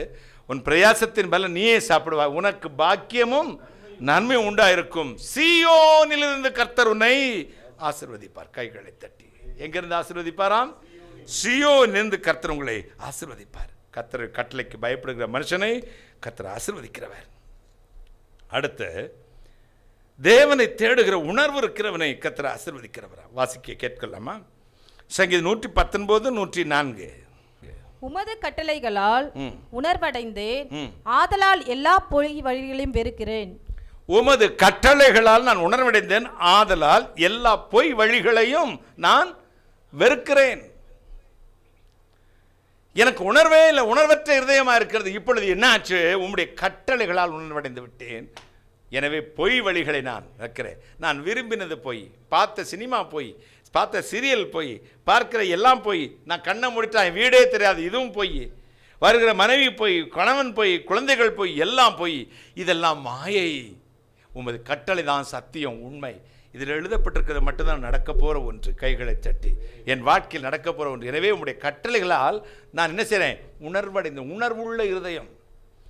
ஒரு ஜபம் நீங்கள் தயவு செய்து பண்ணணும், எனக்கு உணர்வுள்ள இருதயத்தை தாரும் சுவாமி. இந்த உணர்வில்லாத இருதயத்தை போல தண்டனைக்குரிய ஆள் வேலை உலகத்தில் ஒருத்தருமே இல்லை. பாருங்க, தவறு சரி என்ற ஒரு உணர்வு வருது பார்த்தியா தம்பி, அதுதான்டா உனக்கிட்ட கர்த்தர் இருக்கிறாருக்கு அர்த்தம். டே, நீ போகிற வழி தப்புடா. ஆபேல் நீ போகிற வழி தப்பு, இது சரியான வழின்னு உனக்கு ஒரு மனசாட்சி உள்ள சொல்லும் பார்த்தியா, அங்கே உனக்குள்ள கர்த்தர் இருக்கிறான்னு அர்த்தம். ஒரு அல்லேலூயா சொல்லுங்களேன். நன்மை தீமை இன்னதென்று கர்த்தர் உனக்கு போதிக்கிறவர். அந்த உணர்வே இல்லாமல் என்ன செஞ்சாலும் நான் அப்படி தான் இருப்பேன் அப்படி நினச்சிட்டுன்னு வச்சுக்க, நீ தண்டனைக்குரிய குற்றவாளி. ரிசர்வ் டிஸ்ட்ரிக்டில் நேற்று ஒரு வார்த்தையை சொன்னான், என்ன ரிமாண்ட் பண்ணி உள்ளே தள்ளியாச்சுன்னு அர்த்தம். இனி எத்தனை வருஷம் கழித்து விடுதலையோ அப்போ தான் விடுதலை. இப்போ ரிமாண்ட் பீரியடில் இருக்க வாரண்ட் வந்து ரிமாண்ட் பண்ணி உள்ளே தள்ளியாச்சு. இன்னும் இந்த கம்பி கேட்டை திறக்கணும்னா ஜட்ஜி ஆர்டர் போடணும். ஆர்டர் போடால் நீ கருணை மனு கொடுக்கணும். அடுத்து ஹைகோர்ட்டு, அடுத்து சுப்ரீம் கோர்ட்டுக்கு போகணும். அடுத்து சுப்ரீம் கோர்ட்டும் போச்சு சீராய்வு மனு ஒன்று போடணும். அதுக்கு என்ன இங்கிலீஷ்லடா சீராய்வு மனுவுக்கு?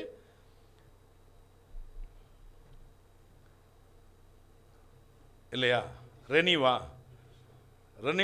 மறுபரிசீலனை. அதான் சீராய்வுங்கிறது மறுபரிசீலனை, அது தீர்ப்பை பரிசீலனை பண்ணுறது. ரிட்டா? ரிட்டு கிடையாது. நீ லாயர் தானே, சொல்லு.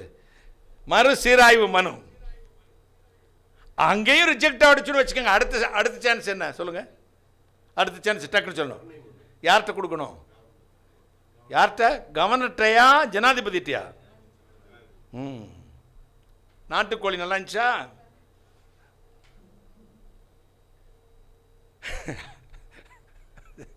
சிரிக்கிறியா? ஒரு மனுஷன் லாக்அப்பில் போட்டான், ஜட்ஜ்மெண்ட்டு டிஸ்ட்ரிக்ட் கோர்ட்டு, அடுத்து ஹைகோர்ட்டு, ஹைகோர்ட்லேயும் ஒரு மறுசீராய்வு பண்ணி போடுவாங்க, திருப்பி ரெனியூவல் பெட்டிஷன். அது ரிஜெக்டட்னா supreme court, supreme court order போச்சா மறுபடியும் ஒரு முறையீடு, அதையும் அலோவ் பண்ணலாட்டி ஜனாதிபதிக்கு கருணை மனு.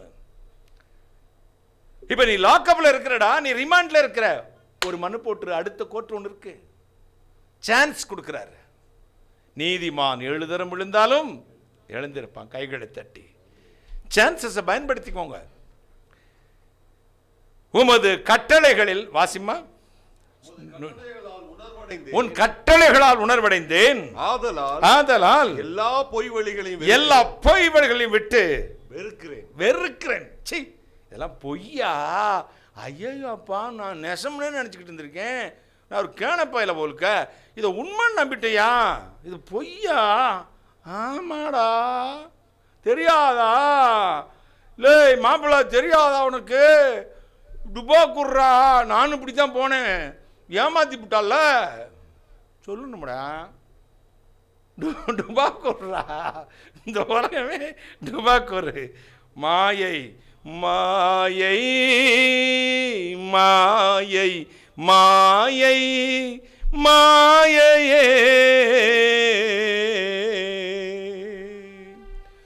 பூலோகம் தன்னிலுள்ள யாவையும் மாயை மாயை மாயை மாயை மாயையே.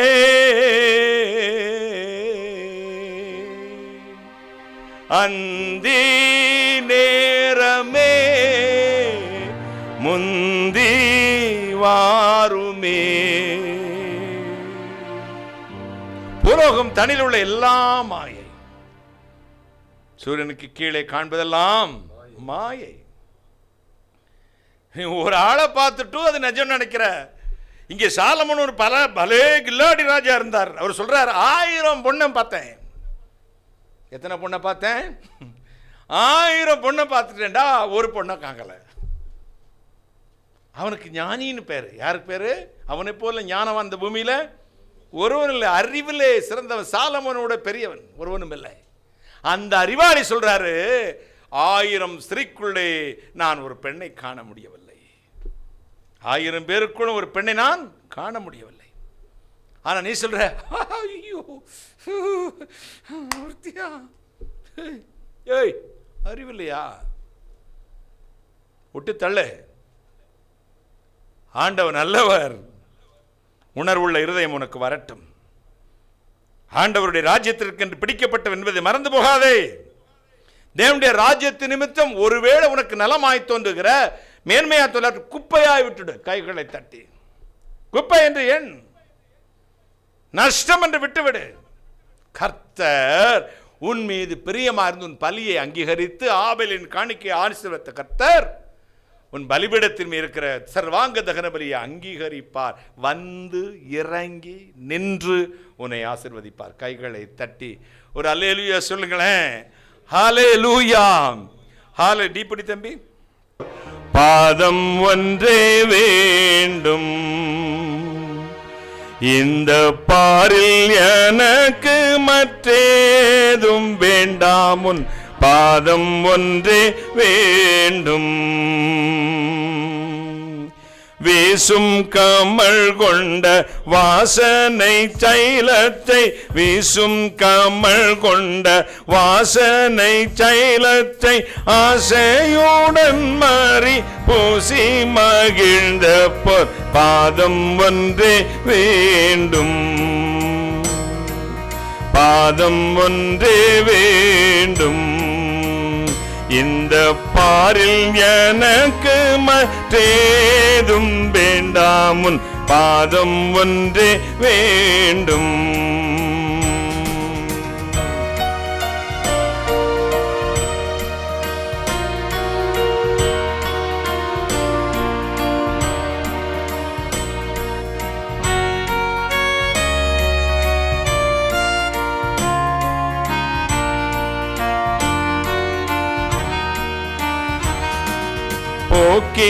போக்கிடமற்றையும் ஆக்கினையாவையும், போக்கிடமற்றையும் ஆக்கினையாவையும் நீக்கிடவே மரம் தூக்கி நடந்த போர் பாதம் ஒன்றே வேண்டும். இந்த பாரில் எனக்கு மற்றேதும் வேண்டாம், உன் பாதம் ஒன்றே வேண்டும்.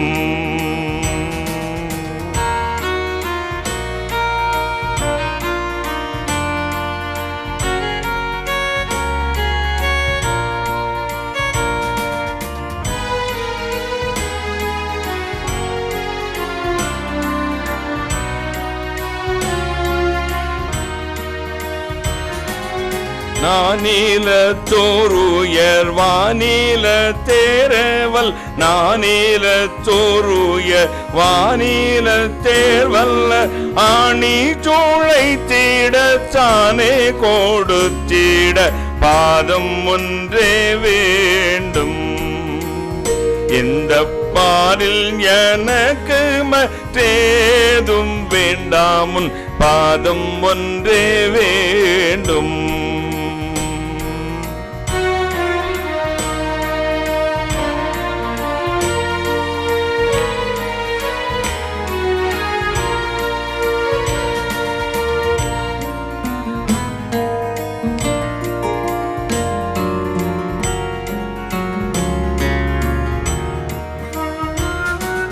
பாதம் அடைந்தவர் காதரவாய் பிற, பாதம் அடைந்தவர் காதரவாய் பிற சாதம் அருள் இயேசு நாதனே என்றும் உன் பாதம் ஒன்றே வேண்டும்.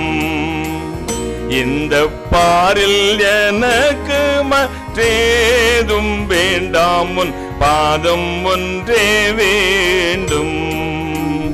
இந்த பாரில் எனக்கு மற்றேதும் வேண்டாம், உன் பாதம் ஒன்றே வேண்டும்.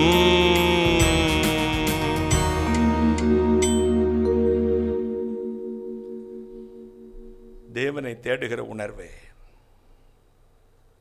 ஏசாயா 66:2 சொல்கிறதே, வாசிக்க கேட்கலாம். 66ஆம் அதிகாரம் 2ஆம் வசனம். என்னுடைய கரம் இவைகளையெல்லாம் சிருஷ்டித்ததினால் இவைகளெல்லாம் உண்டாயின என்று கர்த்தர் சொல்லுகிறார். ஆனாலும் சிறுமைப்பட்டு ஆவியில் நொறுங்குண்டு என் வசனத்துக்கு நடுங்குகிறவனை நோக்கி பார்ப்பேன். என் வசனத்துக்கு நடுங்குகிறவர்களையே நான் நோக்கி பார்ப்பேன். கைகளை தட்டி. ஆவில் சிறுமைப்பட்டு என் வசனத்துக்கு நடுங்குகிறவனை நான் நோக்கி பார்ப்பேன். இந்த வார்த்தைக்கு நடுங்குற ஒரு உணர்வு நமக்கு இருக்கணும். அவாஸ் அப்படின்னு போட்டிருக்கோம். அவாஸ்னா என்ன? எச்சரிக்கை. எங்க மலேசியாவில் மலையில் போட்டிருக்கோம். அவாஸ்னா எச்சரிக்கை, வார்னிங் அப்படின்னு அர்த்தம். குரங்கான் மஸ்து அப்படின்னு போட்டிருக்கோம். அவாஸ்னா எச்சரிக்கை, வார்னிங், எச்சரிக்கை,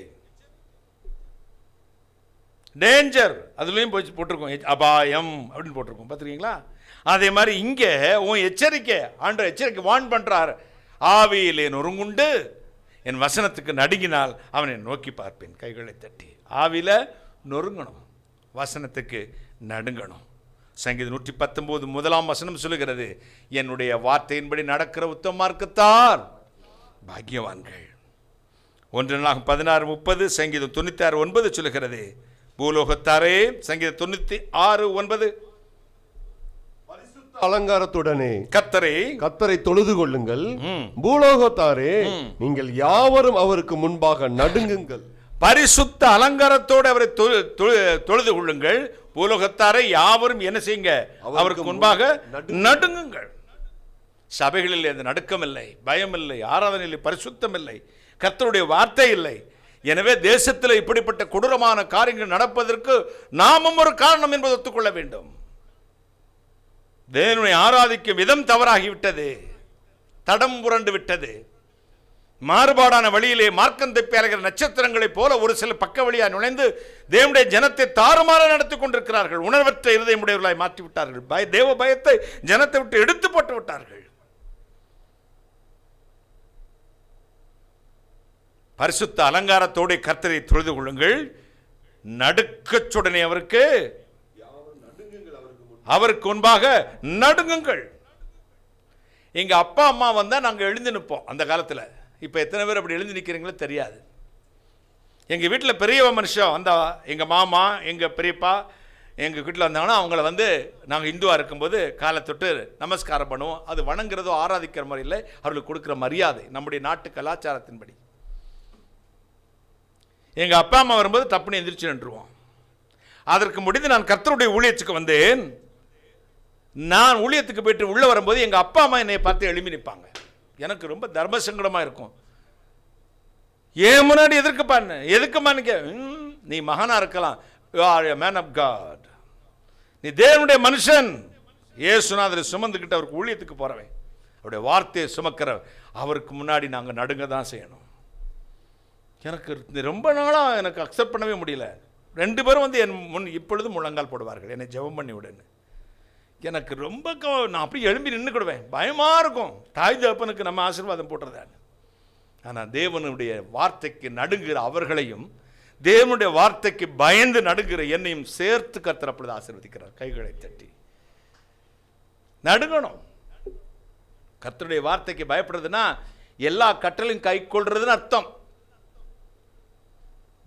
தேவனுடைய வார்த்தையில் எழுதியிருக்கிறதுக்கு எல்லாத்துக்கும் பயந்து நடுங்கிறதுன்னு அர்த்தம். பயந்து கீழ்ப்படிதுக்கு தான் நடுங்கிறது, பயப்படுறது. அந்த காலத்தில் என்னுடைய பெட்ரூமில் ஒரு வார்த்தை எழுதி, God knows all அப்படின்னு எழுதி வச்சுப்பேன். சூரிய பிரகாசம் மாதிரி ஒரு படம் வச்சிருப்பேன். ஏதாவது என் இதயத்திலே என் சிந்தையில வேற தேவையில்லாத சிந்தை வந்துச்சுன்னா அப்படி திரும்பி பார்ப்பேன். God knows all, தேவன் சகலவற்றையும் அறிவார். அப்படி ஆண்டவரே மன்னிச்சிருன்னு ஜெபம் பண்ணிடுவேன். பாட்டி போட்டாவை பெட்ரூமில் வைக்கட்டான்னு கேட்டான். யார்? நான் சொன்னேன் வேண்டாண்டா, ஹாலில் வைப்போனேன். எனக்கு ஒரு பயம். சாதாரண அம்மா இறந்து எவ்வளோ நாள் ஆச்சு, அம்மா போட்டால் பெட்ரூமில் வைக்கிறோம், தேவையில்லை. எங்கே வைக்கலாம்? ஹாலில் வைக்கலாம். ஹாலில் வைங்கடா, நானும் அம்மாவும் சேர்ந்துருக்க மாதிரி ஒரு படம் இருக்கும், ஹாலில் வைங்கடான்னு. அப்போ நம்ம எந்த இடத்துல இருந்தாலும் கர்த்தருக்கிறாங்கிற ஒரு பயம் நமக்கு இருக்கணும். கைகளை தட்டி. அப்போ நம்ம தப்பே பண்ண மாட்டோம்ல, தவறே பண்ண மாட்டோம். நடந்தாலும் படுத்திருந்தாலும் அங்கேயே என்ன சூழ இருக்கிறேன், உயரே ஆகாயத்தில் சட்டை விரித்து பறந்தாலும் அங்கே இருக்கிற பாதாளத்தில் படுக்கை போட்டு நம்முடைய கரம் என்னை எட்டி பிடிக்கும். எனவே ஆண்டவருடைய ஒரு வாழ்வு, ஒரு பாக்கியத்தை பெற்றுக்கொள்ளுங்கள். தேவனை தேடுகிற உணர்வற்ற இருதயத்திற்கு, இந்த கல்லான இருதயத்துக்கு கர்த்தர் ஒரு வழிபரட்டும், மகிமையாக நிரப்பட்டும். ஒன்று பலிபீடத்தை சரி பண்ணி அவருடைய நாமத்தை பிரஸ்தாபம் பண்ணும் பொழுது ஆசீர்வாதம், அவருடைய கட்டளையில் பிரியமாக இருக்கிற மனுஷன் மேல் ஆசீர்வாதம், உணர்வு உள்ள இருதயம் அடைந்து அவருடைய வசனத்துக்கு நடுங்குற மேல் அவரை ஆசீர்வதிக்கிறார். கர்த்தருக்கு கடைசியாக கொடுக்கிற மனுஷனை கர்த்தர் ஆசீர்வதிக்கிறார். வாசித்து முடிக்கிறேன். நீதிமொழி 3ஆம் அதிகாரம் 9-10 வசனங்கள். உன் பொருளாலும் உன் எல்லா விளைவின் முதற் பலனாலும் கர்த்தரை கனம் பண்ணு. அப்பொழுது உன் களஞ்சியங்கள் பூரணமாய் நிரம்பும், உன் ஆலைகளில் திராட்சரசம் புரண்டோடும். உன் பொருளாலும் உன் விளைவின் எல்லா முதற் பலனாலும் கர்த்தரை கனம் பண்ணு. அப்பொழுது உன் ஆலைகளில் திராட்சரசம் புரண்டோடும், உன் களஞ்சிகள் பூர்ணமாய் நிரம்பும். கர்த்தருக்கு கொடுக்கிறது பொருள், விளைவின் முதற் பலன். ஆண்டருக்கு கொடுக்கிறது முதற் பலனை கொடுக்கணும். சரி, காணிக்க போடும்போது கூட கையை ஓட்டுவான். ஐயோ 500 சே உள்ளே வச்சிருவான். அப்புறம் எடுப்பான் 200 சி 100 சி 50 சி 20 சி பச்சை சி 10 சி. அதுக்கப்புறம் என்ன செய்வான்? காயின் என்ன இருக்கோ பார்த்து போடுவான். இந்த ரூபாயெல்லாம் பேசிச்சான். சம்பளம் வாங்கின உடனே 2000 ரூபாய் 10 நீ எங்கே போவ? இப்போ அந்த 2000 ரூபாய் சொல்லிச்சான். நான் துணிக்கடை இந்த மாதிரி இடத்துக்கு போவேன், போத்தீஸ்க்கெல்லாம் போவேன். 500 நீ எங்கே போவ? நான் கறிக்கடை மீன் கடைக்கெல்லாம் போவேன், மளிகை கடைக்கு போவேன். 200 ரூபா நான் பால் கடைக்கு போவேன். 100 ரூபா காய்கறி கடைக்கு போவேன். 50 ஸ்நாக்ஸ் கடைக்கு போவேன். 20 சொல்லிச்சு ஐஸ்கிரீம் அது எதுன்னு. ஒன்றுனா சொல்லி வந்து கடைசியில் 1 ரூபா நீ எங்கே போவ? நான் சர்ச்சுக்கு போவேன். எங்கே வச்சான்? சர்ச்சுக்கு போவேன். கர்த்தருக்கு கொடுக்கும்போது முதற் பலனை கொடுக்கணும். என்ன சொல்லலாம்? பிள்ளைங்கள்லையும் முதற் பலன். கழுதையின் தலை ஈற்றையெல்லாம் ஒரு ஆட்டுக்குட்டினால் மீட்டுக்கொள்வாயாக. அப்படி மீட்டுக்கொள்ளாவிட்டால் அதன் கழுத்தை முறிச்சு போடு. இது தலையீட்டா? எப்படி இது தலையீட்டா? இந்த கீபோர்டு வாசிக்கிற தலையீட்டு தானே. தலைப்பிள்ளை, தலைச்சாம்பிள்ளை தான் நீ. அப்படி நினைக்கிறேன். அப்படிம்பிய நீ முதல் குழந்தையா இல்லையா? ஆமாம் அங்கிள். சரி, கொஞ்சம் சத்தமாக சொல்லு. ஆமாம் சரி. அப்போ அந்த முதல் பலன் யாருக்கு தம்பி சொந்தம்? கர்த்தருக்கு சொந்தம். கர்த்தருக்கு சொந்தமானது எவனா கை வச்சா டிரான்ஸ்ஃபார்மரில் கை வைக்கிறது மாதிரி. கர்த்தருக்கு சொந்தமானல கை வச்சிங்கன்னா என்னத்தில் கை வைக்கிறது மாதிரி? டிரான்ஸ்ஃபார்மரில் கை வைக்கிறது மாதிரி. கர்த்தருக்கு சொந்தமானது சரி நான் வரமாட்டேன் அடம் பிடிச்சுன்னு வச்சுக்கோங்க. என்ன செய்யணுமா? கழுத்தை முறிச்சு போடு. நான் சொல்லப்பா, பைபிள் சொல்லுது. முதற் பல்ல கர்த்தருக்கு. நீ தலைச்சாம்பிள்ளையா இல்லையா? நீ கர்த்தருக்கு தான் சொந்தம். நீயே தலைச்சாம்பிள்ளை, நீ கர்த்தருக்கு தான் சொந்தம். நீ தலைச்சாம்பிள்ளையா? முதல் ஃபர்ஸ்ட் பாய். உங்கள் வீட்டில் நீ யார்? உங்கள் அப்பா அம்மாவுக்கு முதல் பிள்ளையா? யாருக்கு சொந்தம்? கர்த்தருக்கு சொந்தம். கர்த்தருக்கு சொந்தமானது யார் எடுக்க அவர் விடவும் மாட்டார். நீ போனால் கழுத்தை முடிச்சு போடுவார். ஜாக்கிரதையாக இருங்க. இப்போ ஆண்டவருக்கு கொடுக்கறதுல கூட முதற் பலனை கொடுக்கணும். சொல்லுவான், ஆண்டவரே 1 லட்சம் வந்தால் நான் உங்களுக்கு தசமபாகம் செலுத்தி விடுகிறேன். 1 லட்சம் வந்துருச்சுன்னா எவ்வளோ தசமபாகம்? 10,000 ரூபாய் கொடு. ஊழியத்துக்கு இந்த ஆள்கிட்ட கொடுக்கவா? அந்த ஆள் பேண்ட் ஷர்ட்டை டை வாங்கிடுவார். சி நம்ம போய் அங்கே கொடுக்கவா? சர்ச்சுக்கு போடவா? ஒரு 5,000 கொடுப்போம், இன்னொரு 5,000 வேறு யாருக்கா செஞ்சிருவோம். அதாவது மாதம் 5,000 டெபாசிட் பண்ணால் மாதம் வருஷத்துக்கு 60,000 ஆச்சுல்லையா? அப்படி நினச்சிடாத. கர்த்தருடைய காசில் கை வச்சுட்டேன்னு வச்சுக்க, அப்புறம் 1 லட்சமும் நஷ்டம்தான். எனவே ஆண்டவருக்கு கொடுக்கும் பொழுது பரிபூர்ணமாய் கொடுங்கள். நான் அடிக்கடி சொல்லுகிற ஒரு காரியம் உண்டு. கோட்டயம் பக்கத்தில் கேரளா மாநிலத்தில் அங்கமாலி என்ற ஒரு இடம். அங்கே ஒரு மார்த்தோமா திருச்சபை என்று ஒரு திருச்சபை. அதில் பைபிள் உமனாக ஏலியாமா என்ற ஒரு ஏழை பெண் இருந்தாள். இந்த ஹார்வெஸ்ட் ஃபெஸ்டிவல் என்னடா தமிழில் சொல்லு? அறுப்பின் பண்டிகை அல்லது கொய்த்துல்சவம், மலையாளத்தில் கொய்த்துல்சவம், ஹார்வெஸ்ட் ஃபெஸ்டிவல். இது நடக்கும் வருஷத்துக்கு ஒரு தடவை. அதுக்கு அந்த நம்ம பழைய ஏற்பாட்டு காலத்து மாதிரி வயலில் இணைந்த எல்லா முதற் பலனையும், மிருகங்களில் இருந்த எல்லா முதற் பலனையும், மனுஷனில் இருந்த எல்லா முதற் பலனையும், தன் வருவாயில் வந்த எல்லா முதற் பலனையும் கர்த்தருக்கு படைத்து அன்றைக்கு சந்தோஷமாக அவரை ஸ்தோத்தரிக்கிற நாள். அதான் அறுப்பின் பண்டிகை. அதுதான் பொங்கல்னு இங்கே வச்சுருக்காங்க. அறுவடை திருநாள் அப்படி வைக்கிறாங்கல்ல, அறுப்பின் பண்டிகை. அப்போ இந்த அறுப்பின் பண்டிகைக்கு எல்லா வீட்டுக்கும் கவர் கொடுத்து விடுவாங்க. நம்ம சர்ச்சில் கொடுப்பாங்கல்லடா, கவர் கொடுத்து விடுவாங்க. நம்மளால் முடிந்த காணிக்கை அதில் வச்சு அன்னைக்கு போய் படைக்கணும். அன்னைக்கு தேங்காய், இளநீர், முட்டை, கோழி, ஆடு, மாடு எல்லாமே சர்ச்சுக்கு வரும், ஏலத்துக்கு வரும். அன்னைக்கு ஒரு ஆசீர்வாத தட்டுன்னு கூட சிஎஸ்ஐ சர்ச்சில் வரும். அதை பற்றி நான் பேச விரும்பலை, அது ரெண்டாவது. இப்போ இந்த அறுப்பின் பண்டிகைக்கு எல்லா வீட்டுக்கும் போய் ஜெபம் பண்ணிட்டு கவர் கொடுத்துட்டு வரலான்னு போதகர் போய்கொண்டிருக்கிறார். அங்கமாலியில் இருக்கிற அந்த ஏலியாம்மாள் அம்மாவுக்கு ரொம்ப வறுமை. சர்ச்சிலேருந்து யாரோ ஒருத்தர் உதவி செய்து 2 ஆடு பிடிச்சி கொடுத்துருக்காங்க. அந்த ஆட்டில் இருக்க வருமானத்தை அந்த பாலை விற்றோ குட்டியை விற்று அந்த அம்மாவோட நாள் பொழைச்சிக்கிட்டு சாப்பிட்டு வராங்க. இப்போ கோவில் குட்டிம்பாங்க, செக்ஸ்டன் தானே, கோவில் குட்டி தானே, செக்ஸ்டன் தானே, அவரும் ஐயரும் போகிறாங்க. போதகரும் ஏலியாம்மா விட்டு வழி பண்ண உடனே, பாஸ்டர் നമ്മുടെ സഹോദരി ഏലിയാമ്മയുടെ വീട് അവിടെ അടുത്തുണ്ട്, അവിടെ പോയി പ്രാർത്ഥിക്കണ്ടേ? പാസ്റ്റർ சொன்னா, അല്ല അവിടെ പോയാൽ ശരിയാവില്ല, അദ്ദേഹത്തിന് കൊടുക്കാൻ ഒന്നും ഉണ്ടാവത്തില്ല, പക്ഷே വിഷമിക്കും, அவங்களுக்கு கொடுப்பதற்கு ஒன்றும் இருக்காது, ஆண்டவர் கொடுக்க முடியல வருத்தப்பட்டுருவாங்க, அதனால போக வேண்டாம். இல்லை பாஸ்டர், அவங்க நம்ம போய் ஒரு ஜெபமாவது பண்ணிட்டு வருவோம், இல்லாட்டி தப்பாக நினச்சிருவாங்க. உடனே பாஸ்டரை கூட்டிக்கிட்டு அங்கே போயாச்சு.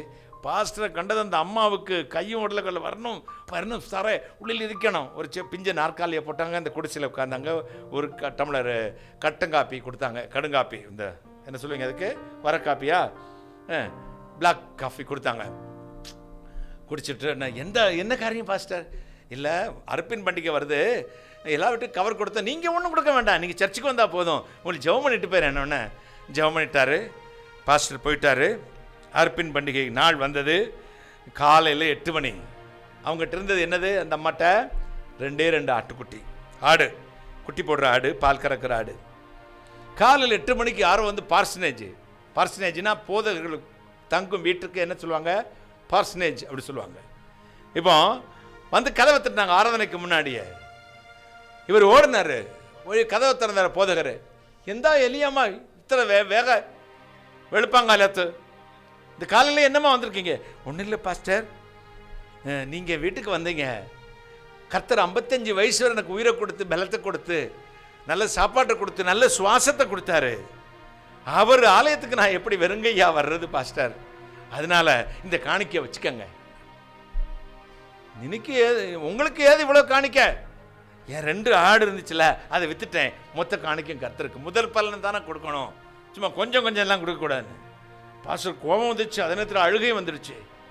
என்ன செஞ்சீங்க? உங்கள் வருமானமே போங்க பாஸ்டர், எனக்கு தெய்வம் செஞ்சவர் இன்னும் செய்வார். போயிட்டாங்க. சர்ச் ஆராதனை முடிந்தது, காணிக்கை எல்லாம் வந்தாச்சு. பாஸ்டர் பிரசங்கத்துக்கு போகிறாரு. அப்பொழுது இந்த சம்பவத்தை சொன்னார். ஏலியாம்மா இப்படி செஞ்சுட்டாங்க, நான் சும்மா ஜெபத்துக்காக போனேன், அவங்க 2 உண்டாயிருந்த 2 ஆடு விற்று அந்த காணிக்கை மொத்தம் கர்த்தர் கொடுத்துட்டாங்க சொன்னாங்க. ஆராதனையெல்லாம் முடிஞ்சிச்சு. அந்த சபையிலேயே பெரிய ஒரு செல்வந்தர் எழும்பினார். அவர் சொன்னார், நான் ஏலியாம்மாவுக்கு 4 ஆடு வாங்கி கொடுக்கிறேன், அந்த குடிசை வீட்டை காங்கிரீட் போட்டு பெரிய வீடாய் கட்டி கொடுத்து விடுகிறேன், இந்த சபையிலேயே அவங்க பைபிள் உமனாக இருக்கட்டும் என்று சொன்னார்.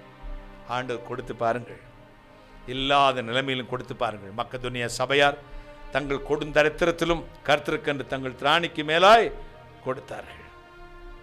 நேற்று அன்பு தம்பி சதீஷ் வீட்டிலேருந்து நாட்டுக்கோழி குழம்பு எடுத்து கொடுத்து விட்டுருந்தாங்க. என்ன தம்பி எடுத்ததெல்லாம் இங்கே வந்துருச்சேன்னு, நீங்கள் சாப்பிட்டா போதுனே அப்படின்னாங்க. அந்த கோழி குழம்பு எனக்கு பயங்கரமான ருசியாக இருந்துச்சு. எனக்கு என் அன்பு மகள் மினி மத்தியானம் கொடுத்தா, நைட்டும் கொடுத்தா. அதில் நான் நினச்சி பார்த்தேன், அவ்வளோ வாங்கினதே அவ்வளோதான், அவ்வளோ இங்கே வந்தாச்சு. அப்புறம் அங்கே என்ன செஞ்சீங்க அப்படின்னு கேட்டேன். ஏதோ சாப்பிட்டுக்கிட்டோம் அப்படின்னாங்க. அதில் என்ன பல அர்த்தம் அதில் அடங்கியிருக்கும். ஏதோ சாப்பிட்டுக்கிட்டோம்னா அதில் பல அர்த்தம் அடங்கியிருக்கும். என் மனம், என் நாவும் ருசித்தது. அந்த குழம்பில் அவங்க உள்ளமெல்லாம் கலந்துருந்துச்சு. தங்கள் சிறுமையிலும் கர்த்தருக்கென்று உற்சாகமாய் கொடுப்பது, கர்த்தருடைய மனிதர்களுக்கென்று உற்சாகமாய் கொடுப்பது, தங்கள் நிலைமையிலும் ஆண்டவருக்கென்று உண்மையாய் கொடுப்பது. கொடுத்து பாருங்களேன். வேதம் சொல்லுகிறது, உன் பொருளாலும் உன் விளைவின் முதற் பலனாலும் கர்த்தரை கனப்படுத்து, அப்பொழுது உன் களஞ்சியங்கள் பூர்ணமாய் நிரம்பும், உன் ஆலைகளில் திராட்சரசம் புரண்டோடும். ஆண்டவருக்கு கொடுக்கும்போது ஆசீர்வதிக்கிறார். பலிபீடத்தை செப்பனிட்டு அவர் நாமத்தை பிரஸ்தாபம் பண்ணும் பொழுது ஆசீர்வதிக்கிறார். உணர்வுள்ள இதயத்தோட வசனத்துக்கு நடுங்கும் பொழுது அவர் ஆசீர்வதிக்கிறார். அவருடைய கட்டளைகள் பிரியமாக இருக்கும் பொழுது உங்கள் குடும்பத்தை கர்த்தர் ஆசீர்வதிக்கிறார். மண்ணினாலே ஒரு பலிபீடத்தை உண்டாக்கி அதில் உன் ஆடுகளையும் மாடுகளையும் சர்வாங்க தகன பலியாய் இடுவாயாக. என் நாமத்தை பிரஸ்தாபம் பண்ணும் எந்த ஸ்தானத்திலும் உன்னிடத்திற்கு இறங்கி வந்து உன்னை ஆசீர்வதிப்பேன். எத்தனை சந்தோஷம்! தேவனுடைய வல்லமை நிறைந்த கரம் இறங்கும், மகிமையினா நிரப்புவார், ஆசீர்வதிப்பார். எத்தனை சந்தோஷம், எத்தனை மகிழ்ச்சி! வரவேணும் பரநாவியே, இறங்கும் சுடராய் மேவியே. வரவேணும் பரநாவியே, இறங்கும் சுடராய் மேவியே.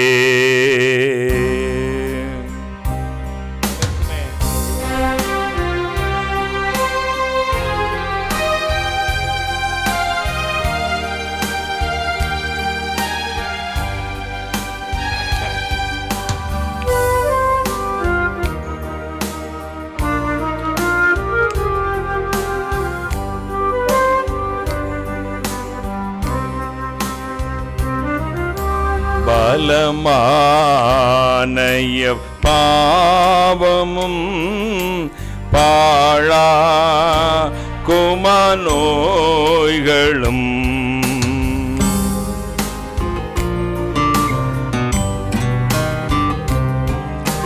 வலிய கொடும் ரோகமும் மாம்ச சிந்தை ஓடுமே. பலிபீடத்தில் என்னை பலியாக வைத்தேன், பலிபீடத்தில் என்னை பலியாக வைத்தேன். எலியாவின் ஜபத்துக்கு இறங்கிய வண்ணமே வரவேணும் பரநாவியே, இறங்கும் சுடராய் மேவியே. வரவேணும் பரநாவியே, இறங்கும் சுடராய் மேவியே.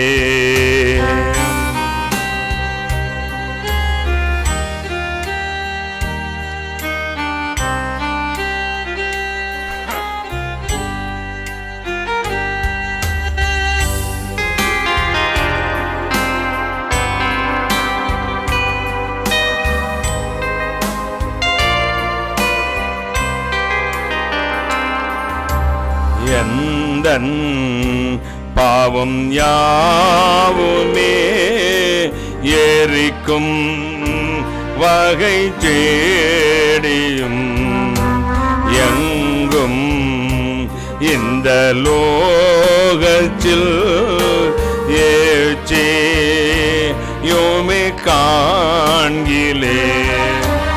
எந்தன் செயலால் யாதொன்றும் முடியா, எந்தன் செயலால் யாதொன்றும் முடியா. இன்றே வானா கினி வரவேணும், வரவேணும் பரநாவியே, இறங்கும் சுடராய் மேவியே. வரவேணும் பரநாவியே, இறங்கும் சுடராய் மேவியே.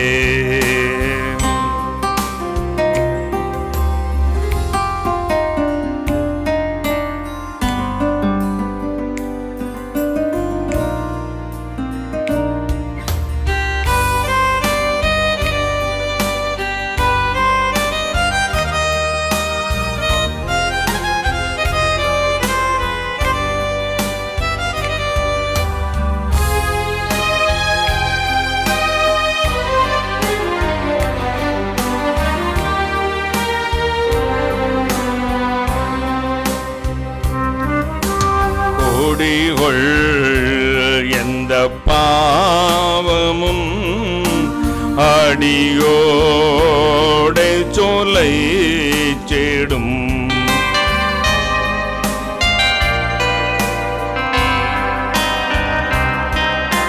தடுத்தாள் கொள்ளும் தோஷமும் சாம்பலாகச் செய்திடும். படிமிசை காற்றுக்கு பறந்தோடும் சாம்பல் போல், படிமீசை காற்றுக்கு பறந்தோடும் சாம்பல் போல், அடியேன் இயேசுவு கனுதினம் பணி செய்ய வரவேணும். பரநாவியே இறங்கும் சுடராய் மேவியே வரவேணும். பரநாவியே இறங்கும் சுடராய் மேவியே மருளாம் பாவம் மருவிய எனக்கு, மருளாம் பாவம் மருவிய எனக்கு வனாகினியார் ஞானதிச்சை தர வரவேணும். பரநாவியே இறங்கும் சுடராய் மேவியே வரவேணும். பரநாவியே இறங்கும் சுடராய்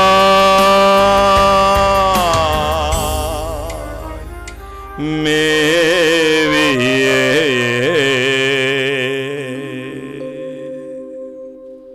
பிரார்த்தனை செய்வோம். வானாதி வானங்களுக்கு மேலாய் தம்முடைய பரமசிங்காசனத்தில் விற்றிருக்கிற எங்கள் பரிசுத்தராகிய இயேசு அப்பா, என்னோடு இணைந்து நேரலையிலும் ஜூமா, ஃபேஸ்புக், யூடியூப் மூலமாக கர்த்தருடைய நாமத்தை மகிமைப்படுத்தும்படி என்னோடு இணைந்து ஜெபிக்கிற மக்களுக்காக உடைய திருச்சமூகத்தில் வருகிறேன். மண்ணினாலே ஒரு பலிபீடத்தை உண்டாக்கி அதில் உன் ஆடுகளையும் மாடுகளையும் சர்வாங்க தகன பலியாய் இடுவாயாக. என் நாமத்தை பிரஸ்தாபம் பண்ணும் எந்த ஸ்தானத்திலும் உன்னிடத்துக்கு இறங்கி வந்து உன்னை நான் ஆசீர்வதிப்பேன் என்று சொன்ன வாக்கு தத்தங்களை நினைவு கூறுகிறோம். இறைவனே, எங்கள் மத்தியில் இறங்கி வாரும். மகிமினா நிரப்பும் தேவ வல்லமையினால் இப்பொழுது ஒவ்வொரு மேலும் உம்முடைய கரம் இறங்கட்டும். இயேசு சுவாமி, கர்த்தருடைய மேன்மை இறங்கட்டும். உம்முடைய வலதுகரம் இறங்கி வரட்டும். ஒவ்வொருவரையும் ஆசீர்வதியும். கர்த்தருக்கு பயந்து அவர் வசனத்துக்கு நடுங்கும் போது ஆசீர்வதிப்பேன். கொடுக்கும் பொழுது ஆசீர்வதிப்பேன். அவர் கட்டளையில் பிரியமா இருக்கும் பொழுது ஆசீர்வதிப்பேன். என் நாமத்தை பிரஸ்தாபம் பண்ணும் பொழுது ஆசீர்வதிப்பேன்.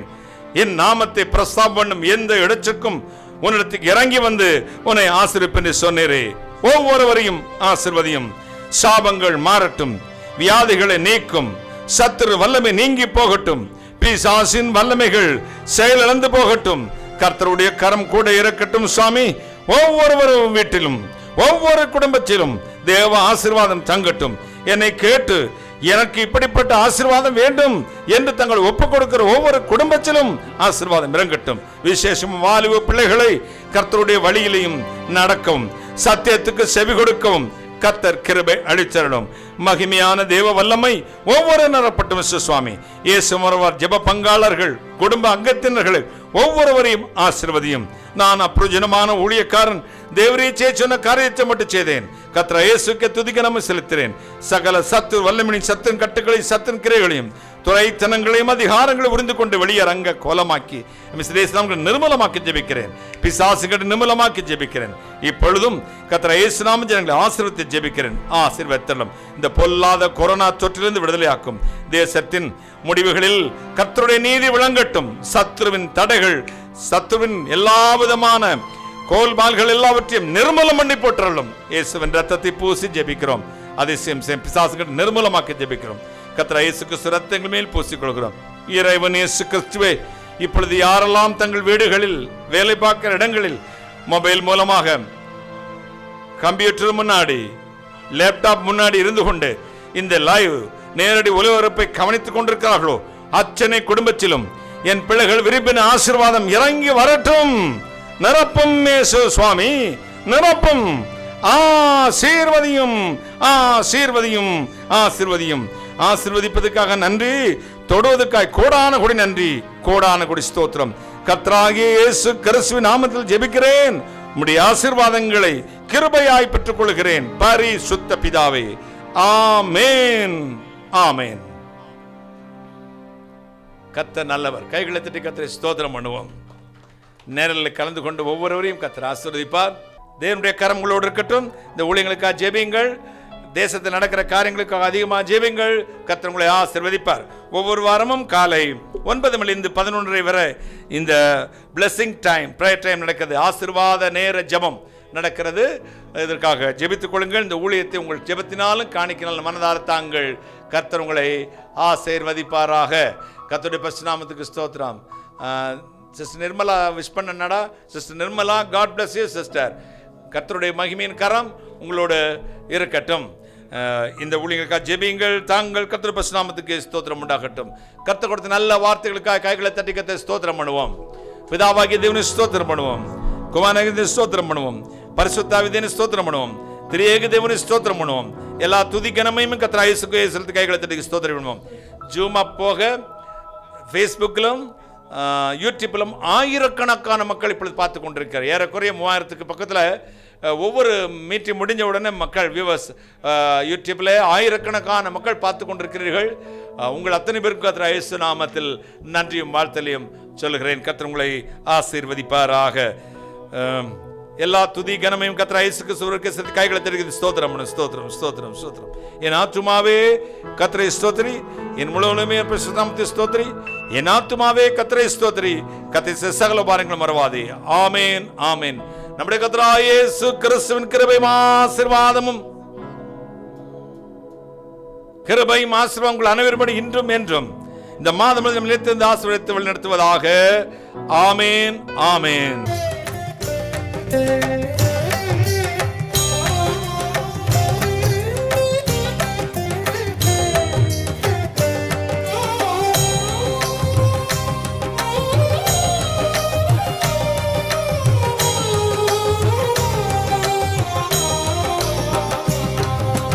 ஐயா உமதன்பு என்னில் ஆறுதல் தந்ததையா.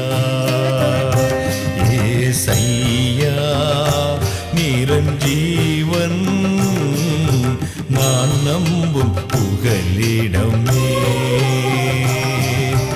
ஐயா உமதன்பு என்னில் ஆறுதல் தந்ததையா. ஏசையா